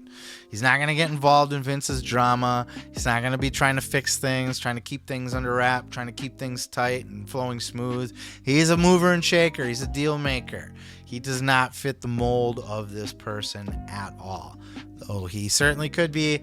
I just can't imagine you're going to bring in a guy like Nick Khan, who's well known in the industry for being a big stud, a big agent, a well-connected deal maker, and he's going to come in and he's going to be babysitting Vince's girlfriend, looking out for her, finding her new jobs, interviewing her, placing her in the legal department. It's just not a Nick Khan job. So we're going to cancel out Nick Khan here, which brings it down to our final two. Again, as we've done through preponderance of evidence, we have narrowed down Corporate Officer 1 and 2 to be Stephanie McMahon and Paul Levesque. So what do we know from here? Well, we did Officer No.1 first to make it nice and easy here, to lend credence to figuring out what No.2 is here. That we already know suspect No.1 for Corporate Officer No.1 is Paul Levesque. So if he's already our suspect for that guy, and then we got this working for us is here. Go back to this. Worked in these capacities during Miss Grant's employment with WWE, a high-ranking employee who made hiring decisions, conducted prospective interviews, and maintained significant personnel decisions. Who, by the way, Vince McMahon, it was also noted in the document, Vince personally coached Miss Grant on how to interview with Corporate Officer 2. Vince must know Corporate Officer very well, Corporate Officer 2, to be able to coach Ms. Grant on how to approach an interview with her. But I think one of the key things hiding here was the way that they worked in these capacities during Ms. Grant's employment, which is different than the way it was worded in Corporate Officer No.1, where it was worded continued to work in high-ranking positions in connection with the merger. Which leads me to believe that Corporate Officer 2 did not continue to work within these positions during the merger. So that's really to where I kind of split the definitions between Steph and Triple H here. Also because Steph's going to be the one that's going to be, she's the more motherly figure, right? She's going to be doing the interviews. She's going to be, there's other things in this document. Let's see what we can find here. Saying that Officer No.2 would find a place for Ms. Grant. Informed Ms. Grant that she'd be moving to talent relations from the legal department and report to Laurinaitis. That's not going to be a Nick Khan, right? So we know we've done our homework well. It's not going to be a TV guy. It's not going to be the big deal makers. It's not going to be the financial people. And it's certainly not going to be Laurinaitis. I really think it comes down to we were able to pinpoint Hunter as suspect 1. And then 2, Officer 2 seems to be a little bit more motherly, a little bit more nurturing, a little bit more attentive to Ms. Grant, a little bit more. Officer No.2 was the one who advised Ms. Grant that things were getting a little too noisy in the legal department. Where people were there was a lot of buzz going on about some rumblings about Ms. Grant in that department. Stephanie was Corporate Officer No.1, or Officer No.2 was the one who had advised Ms. Grant of that. But the real kicker here, if we have it between the two, was the wording that Corporate Officer No.1 did stay in connection with the merger. Corporate Officer 2, though they did not say did not stay during the merger, they also did not say that they did stay during the merger, but they did say that for 1. So it's a big difference here. Hopefully that wasn't confusing. We also know that they are close to each other. 1 and 2 are hand in hand. They're always mentioned together in every, throughout this entire document. Corporate Officer 1 and 2, 1 and 2, 1 and 2. They are the most found together. Everybody else is separate. These two are together. Well, what do you know? We got Stephanie and Triple H. They are married, so there is that. McMahon said, if you need anything, contact Corporate Officer 1 and 2. And, of course, their family. Stephanie is Vince's family. If Vince is going to lean on anybody to look out for his girlfriend and the company, confide in anybody that works for the company what's really going on. And, again, maybe not the actual dirty details, but that he has a girlfriend and that he wants her to have a job there and he needs somebody to look out for her, yada, yada, yada. He's going to tell it to family, most likely, right? Who's more trusted than family? And we know Stephanie did not stay through the merger. Triple H did. Corporate Officer No.2 was not listed as staying through the merger. Corporate Officer 1 was. So with all of that, we were able to deduce throughout the preponderance of evidence that we have here, Stephanie McMahon is indeed Corporate Officer No.2 based on everything we were able to pull together. And here you see the board again. Now, as far as what Stephanie could be looking at here for allegations, same as Triple H. The allegation here is that this person, both 1 and 2, were in the know about the relationship, that they helped I don't know if cover it up is the right word, but helped facilitate it, They helped kind of, they looked the other way at certain points. They looked out for Miss Grant. They moved her around when she needed to. They were there for advice if she needed it. They were the two that she went to at the board meeting. This is another thing. If you're sitting at a board meeting that you feel like you're uncomfortable at, I don't belong here, I don't fit in here, all these big executives and then little old me, who are you going to go up to and say, pull them aside and say, I don't know if I fit in here? Two people. It could be, any combination of board members, but wouldn't you go logically? And this is just, an anecdote or just a logical assumption here. Wouldn't you go up to the married couple, the husband and wife, the mom and pop, the ones that you know are related to your boyfriend, to Vince, that they know for sure that they're in the know, at least that you exist and why you exist and who you are? You're gonna go confide in them, especially because Vince said confide in them if you need anything. So I think it just points to them, and yeah, they're completely complicit in knowing that this girl worked there, knowing that in kind of looking out for her and looking the other way at times and just facilitating the relationship. Did they know that there was some rapey stuff going on there? Do they know the extent of the illegalities that could be at play here that are alleged? Not necessarily. But I would say of anybody on this board, these are the two that would know the most and seem to know the most based on the 67-page court document. Doesn't mean they know the spicy details, but they certainly knew Vince had a girlfriend in the office, and they certainly helped Vince by helping facilitate Miss Grant's stay at the WWE in one way, shape, or another. So it was pretty damning.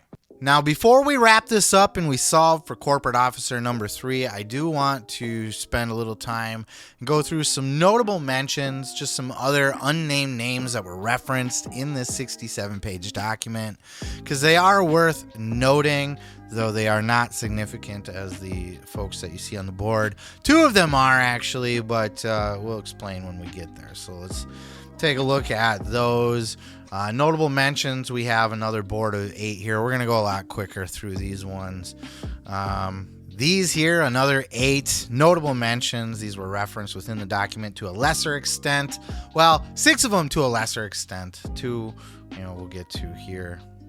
Here we have another 8 names mentioned within the 67-page document. Again, we'll go through these a little bit quicker. But these were mentioned to a lesser extent, most of them anyway, with the exception of 2. Let's take a quick look. Linda McMahon was mentioned by name as Vince's wife, but obviously she was referenced as possibly knowing something, but knowing in the capacity of Vince McMahon's wife, knowing to the capacity that any wife would. Either A, that she's on to her husband cheating, or B, if they have some sort of an arrangement, which is believed to be the case, where they stay legally married or whatever, she's going to be in the know that Vince has girlfriends and stuff, but probably doesn't know the spicy details unless they have a really, that kind of relationship, which I don't think they have. Furthermore, with Linda, we can confirm that they had mentioned that they were scared of her finding out. And in fact, Vince had at one point broke it off with Miss Grant's, saying that, basically Linda had found out, and if it continues, that some shit could hit the fan. So it appears that they were scared of Linda knowing something more than she might already know, which does not make her complicit in actually, knowing anything dirty here. Another person, the resident manager of the building. This was the person that made the connection with Vince McMahon and Miss Grant. By all accounts, this person was Miss Grant's bestie. This was referenced as the person that was similar in age and personality to Miss Grant, that worked at the building as the manager, that also Vince McMahon just lived in the same building. Ms. Grant had confided in the building manager that she was down on her luck looking for a job. It was the building manager's idea, like, hey, I know Vince McMahon, he's pretty rich, he could probably get you a job. And she reached out to Vince and said, hey, I know this girl that's looking for a job, do you think you could help? And Vince was ecstatic about it, per the documents. once he found out who she was, some hot young girl. Of course he was. But what does this imply? And then, of course, the building manager was also referenced as somebody that Grant continued to confide in. When she was unhappy at the company, she wanted to get out. She's saying that to this building manager. But there's nothing here. This implies that the building manager, Vince didn't put her up to this or anything. It wasn't like hey, why don't you, go talk to that girl for me and put me in connection with her. This girl was dropped in Vince's lap by this building manager, who probably regrets it now, I would imagine. But she's no way complicit in setting this up or anything. She was just trying to help out her homie and got her in a bad situation from everything that we could tell. This was her bestie. Nothing wrong here other than that. Moving forward, we can also deduce, so no wrongdoing there. We got that slide. Moving forward, WWE Employee No.2. You'll notice when I covered Employee 1 that we did not jump to Employee No.2. That's because Employee No.2 was mentioned literally in a completely vague passing reference. Let's hop on over here and we'll jump to this. And WWE Employee No.2. Employee No.1 was seldom in the office and required little administrative support, so Ms. Grant reported indirectly to another WWE employee within the legal department, referred to as Employee No.2, who provided her with occasional projects related to talent appearances, XFL, and helped fill Ms. Grant's time. So essentially what Employee No.2 is giving Ms. Grant busy work, just somebody else in the office to say, here, you can make copies of these if you like, instead of just sitting there twirling your thumbs because nobody else is giving you work and you're not really required to actually be productive or do anything because you're really just there because Vince put you there. So Employee No.2, just giving her busy work. There's nothing nefarious there, nothing worth noting, and that was literally the only time they were referenced. Who else do we got here? So there you see the busy work. We have Human Resource Employees No.1 and No.2. These people were just mentioned in the course of normal business. They were mentioned as, facilitating the employment of Ms. Grant as human resource departments would do. Nothing else nefarious. They were not involved in any other connections.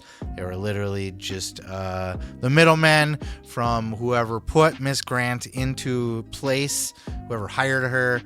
These people were just there to facilitate that process, essentially. So we can rule them out, and by doing that we can also rule out the VP of Human Resources, because they were also just mentioned in a passing reference in relation to just their job and just what Human Resources Department, what role they would play in any new hire, and that person was actually ended up being removed from the office as well. Then we have the celebrity doctor and the physical therapist. These two are significant names, but they're here because they're going to be pretty much impossible to solve for. Starting with the celebrity doctor here, we know this was Vince's handpicked doctor. When Ms. Grant started needing to see a physician, she was stressed, she was losing weight, she wasn't eating well, she was sickly, she had injuries from her physical abuse, and for all of this, she was sent to a doctor of Vince's choice per the documents, and that was this celebrity doctor. It's not particularly noted if the celebrity doctor is a celebrity, which I've heard speculated, like a Dr. Drew, for example, or something like that. Dr. Oz, Dr. Phil, who I don't think is even an actual doctor, or if this is just a doctor to celebrities, like just a high-end doctor that deals with celebrities. They're just simply listed as a celebrity doctor. They also lavished Ms. Grant with treatments, gifts and treatments at the facility. They didn't specify exactly what, but just different treatments and such that would be extra cost, extra expenses, paid for by Vince McMahon, provided at this facility by this celebrity doctor.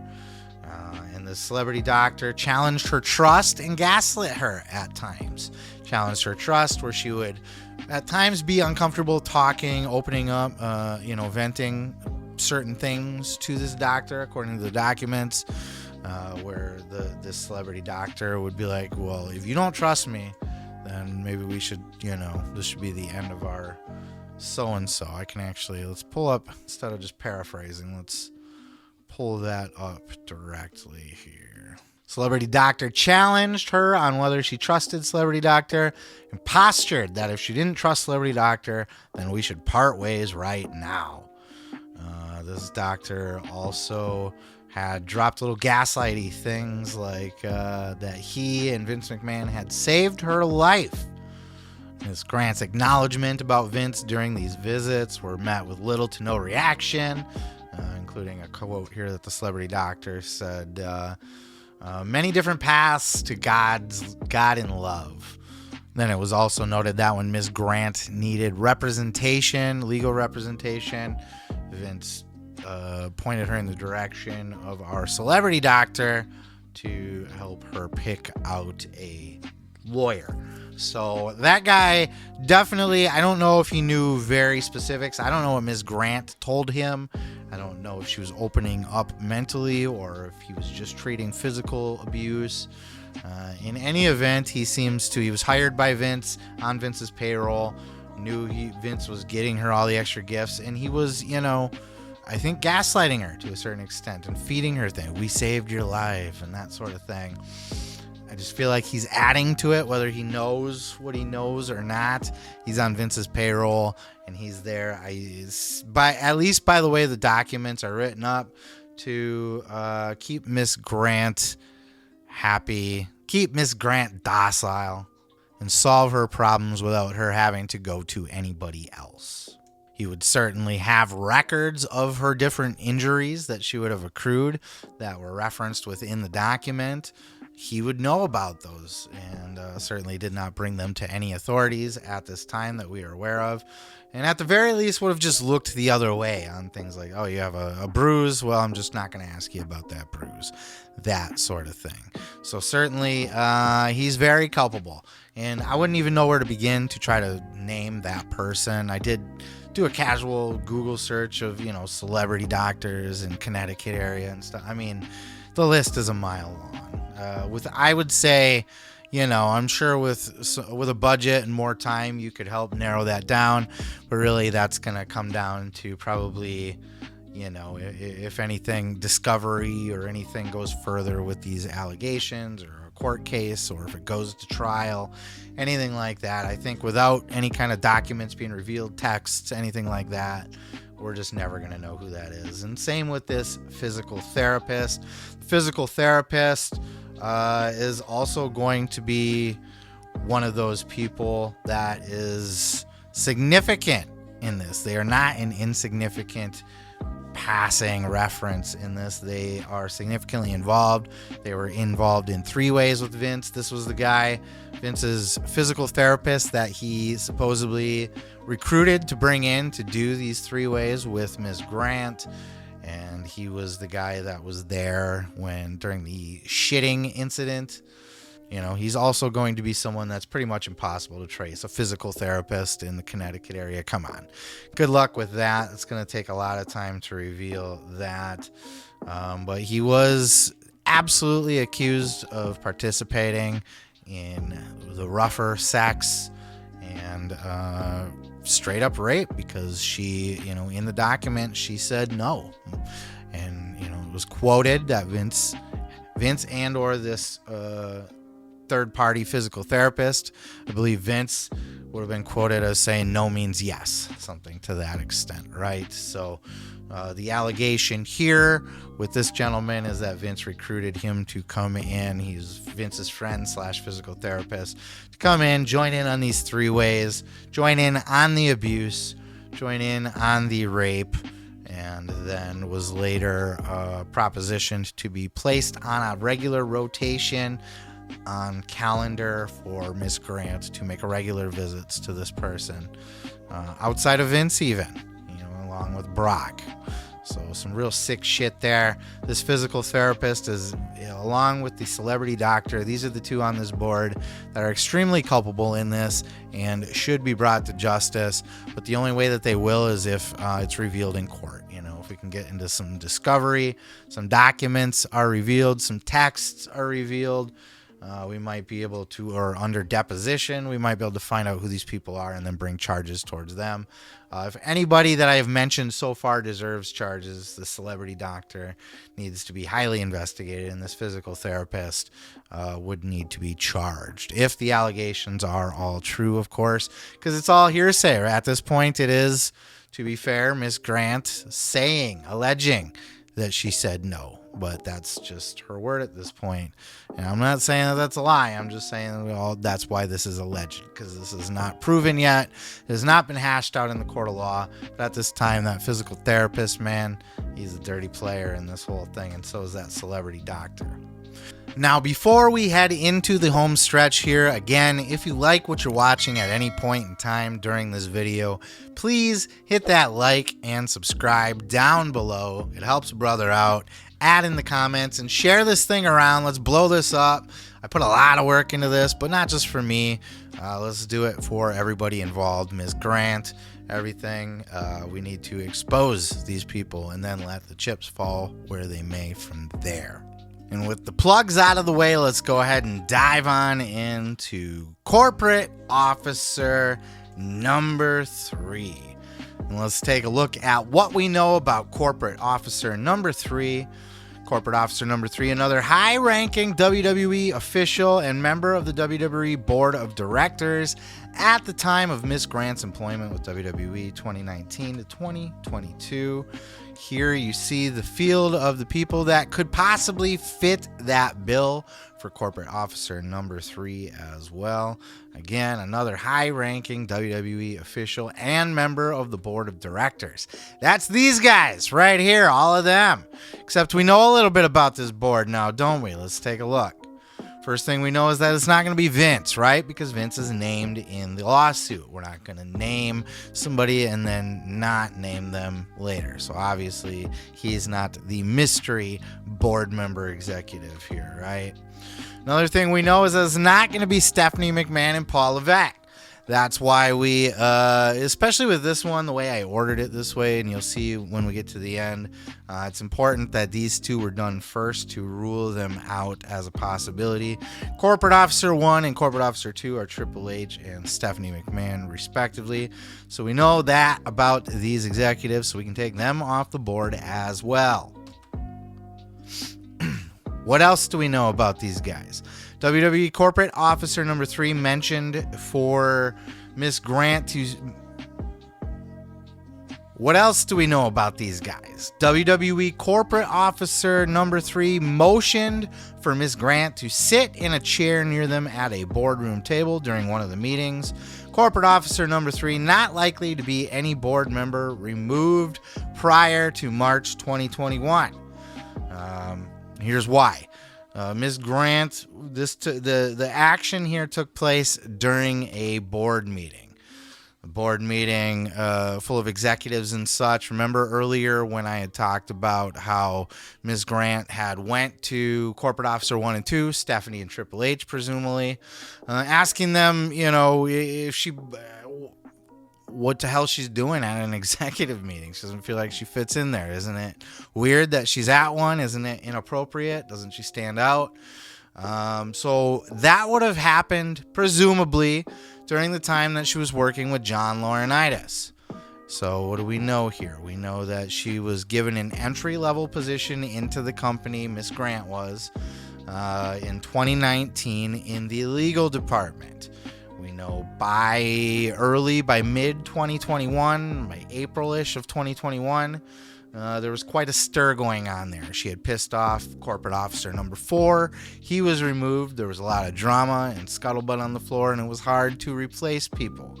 So at that time, presumably, Corporate Officer No.2, Stephanie McMahon, had advised Ms. Grant that it was hot. Things are, people are talking crazy out on the floor. We got to get you out of there. We're going to move you to the, and she did a stint in the XFL as well, but she was advised that she was going to be moved to talent relations, reporting to John Laurinaitis, which was a huge mistake. So I would presume it was at that point, now that she's working underneath John Laurinaitis directly in talent relations, that she's probably going to these executive board meetings with John or on John's order. It's not going to be in the early years as a paralegal. Now, I'm assuming, this is an assumption, but it's an educated assumption, right? If she's an entry-level legal coordinator down on the fucking legal floor, who and how is she attending these executive meetings, right? She attended them when she was working for Laurinaitis directly. So that's where we're getting that assumption. And with that, we can assume that Michelle Wilson, George Barrios, and Mark Cowell are all off the hook here. All three of them left in 2020. None of them were even on the board in 2021, which Ms. Grant was in the legal department as a paralegal, as an entry-level coordinator, she said, in the document, until April-ish of 2021, at least, was when they hired a new boss, and when everything was they were having issues getting people hired in there. June is when they hired the new person, somewhere in there. So they had to move Ms. Grant out of there, presumably to let things cool off there. So she would not have been attending executive meetings prior to 2021. That's going to rule out any of these executives from saying, hey, come sit over here. And really, that's what we're looking at here, folks, by the way. Corporate Officer No.3 is literally only being accused of saying, hey, come sit by me. Right? Corporate Officer No.3 motioned for Ms. Grant to sit in a chair near them at the boardroom table during one of the meetings. That is literally it. And because of that, it's inconclusive.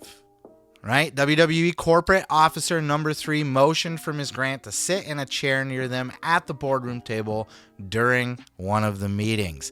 That's literally it. Taking a look at the document itself. Here is the accusation.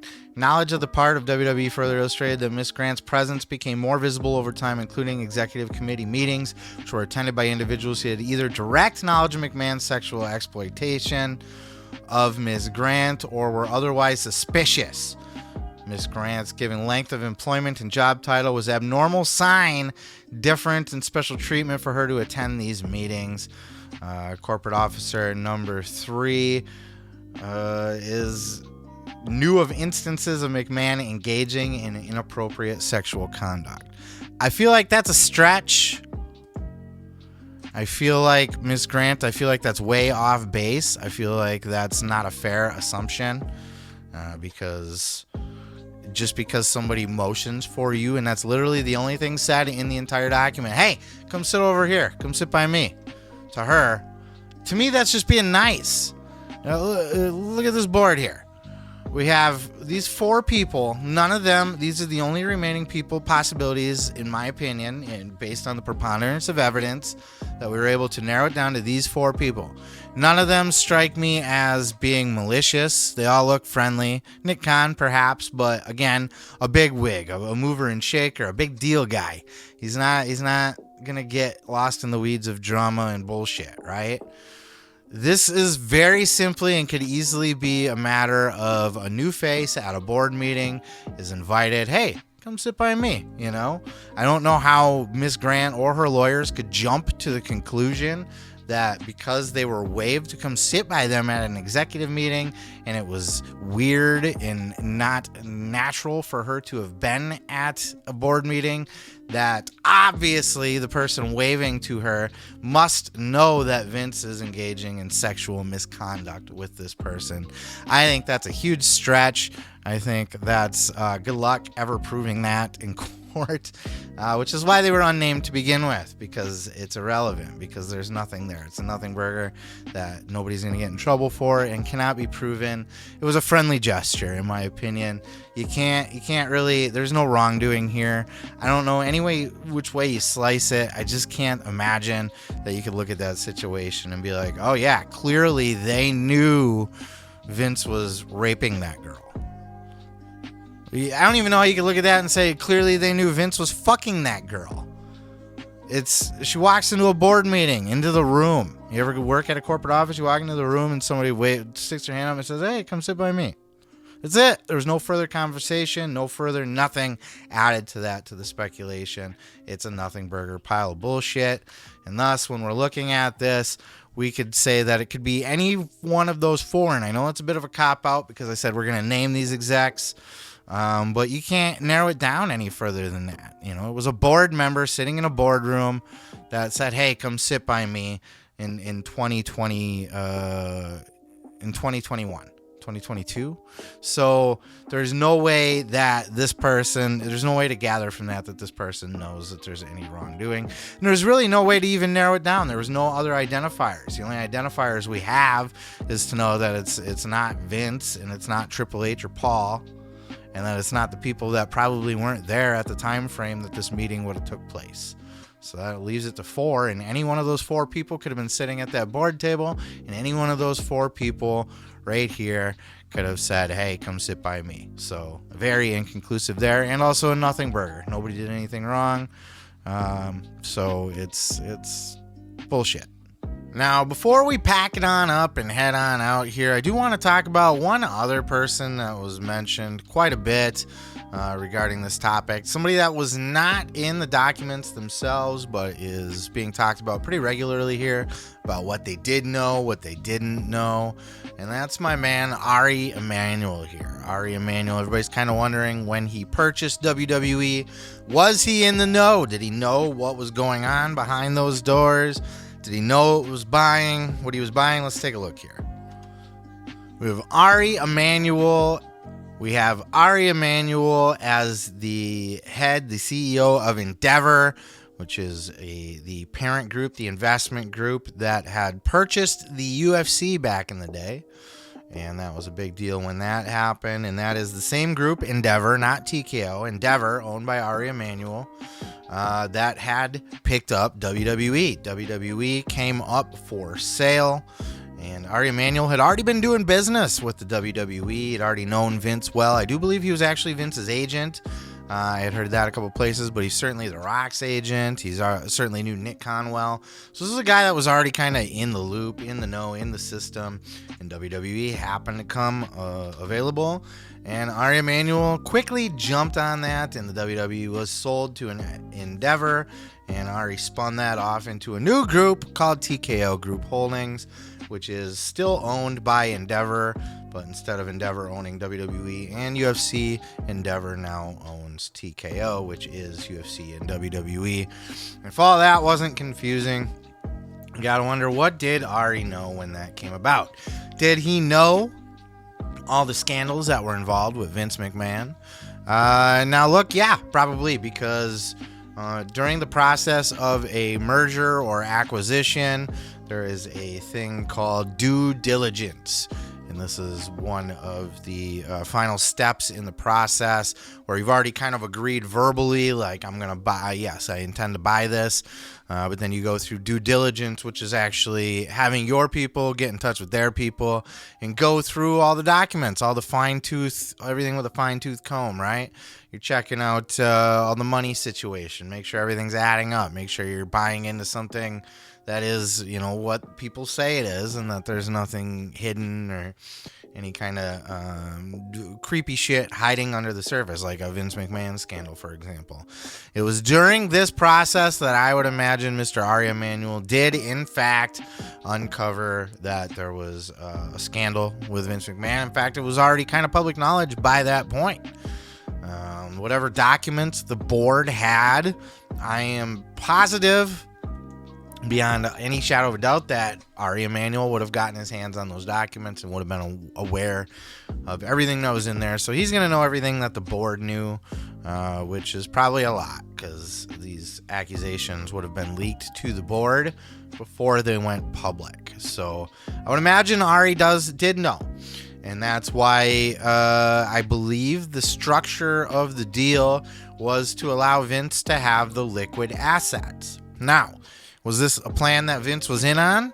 Or was this a plan that was done to, pull one over on old Vince? To get one over on Vince? Was it a necessary evil here to make the new TKO a thing? With Triple H kind of running the WWE side, and we all live happily ever after, because Vince, ding dong, the witch is dead. Vince McMahon is gone out of the picture, right? So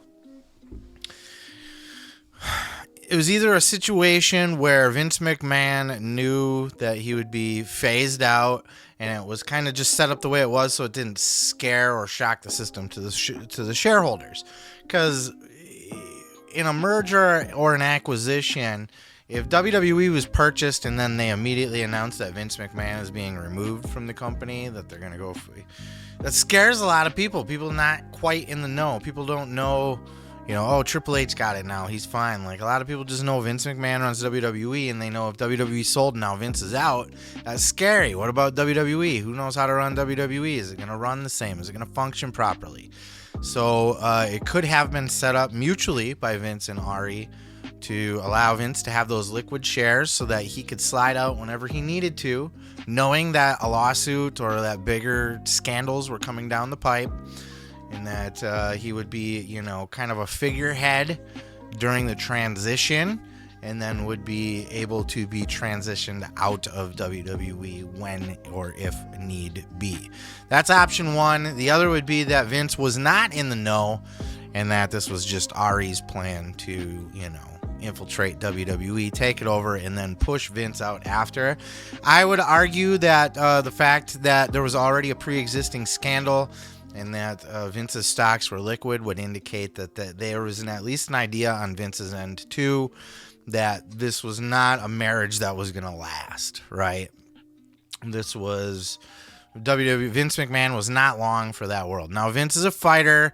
Vince is stubborn. He's going to try to defend himself. And, he already tried to worm his way back into the company once by being, the largest shareholder, the controlling shareholder, and WWE could not be sold without him or even do a new TV deal without him. So he's able to weasel his way in that time. He's not going to be able to do that here. I do believe he's gone, as this says here. And I do believe that is, all's well that ends well. Whether Ari knew up front or not, what's he going to do? Not buy TKO? I think sometimes people just don't really think things through or really understand how the world works. You think that Ari is going to go, oh, Vince is crooked and dirty, so we're going to stay away from WWE. No, he's going to go, I want WWE, I'll buy it. Who cares about the crooked shit?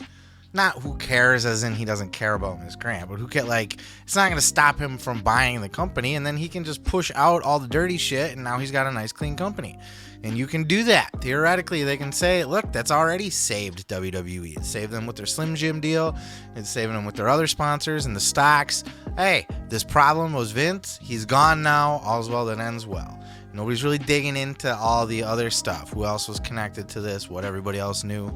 That is, except for me, your boy Seth Grimes, who spent the better part of multiple days here researching the fuck out of this. I got curious about who did what, and I just started digging. And it started by pulling, who was on the board at what time, cross-referencing that by, okay, they're not on the board the next year, what happened to them?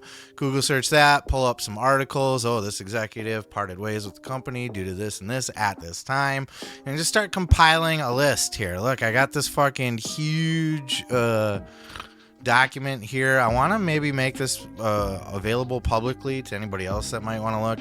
I am going to send it to some of the media journalists. I don't know who's going to pick up on it or not, but look, man, I got it all hyperlinked and everything. You just corporate officer 1, 2, 3, 4, all the way through. And then I got details on all of these people. Look at corporate officer number 1. We jump to that. Boom. There it is. Corporate officer 1. We want to jump to 3. Boom. There it is. Officer number 3. Want to know who the referee is? Jump to that. Boom. Referee. Here's all the facts. All these bullet points, these are all things that were written about this referee in the document. Each bullet point is a mention. All you do is you pull up the document, you highlight referee, you throw it in the find, and then you find next, and it'll pull up every single mention of that person within the document. And I just kept going from there, man. Kept digging, and here we are. I am very happy with my work. I won't keep you much longer. I've kept you long enough. Please like, follow, subscribe if you liked it. Spread this around. It needs to be shown. It's important that these names are out there, because if there is anything complicit, if there's anything further that can be done, or anybody else that needs to be shaken loose from WWE, now is the time. I hope this finds its audience and gets seen here, and I think hopefully it will, and something can be done about it. That's it. Peace, love, and pizza. I am your boy, Seth Grimes. Now I'm going to rest, because God, I mean, I still got to upload the video and stuff, but wow. This was the most work I've ever done on any kind of journalistic or video project ever, and I'm really proud of it. So hopefully you guys liked it.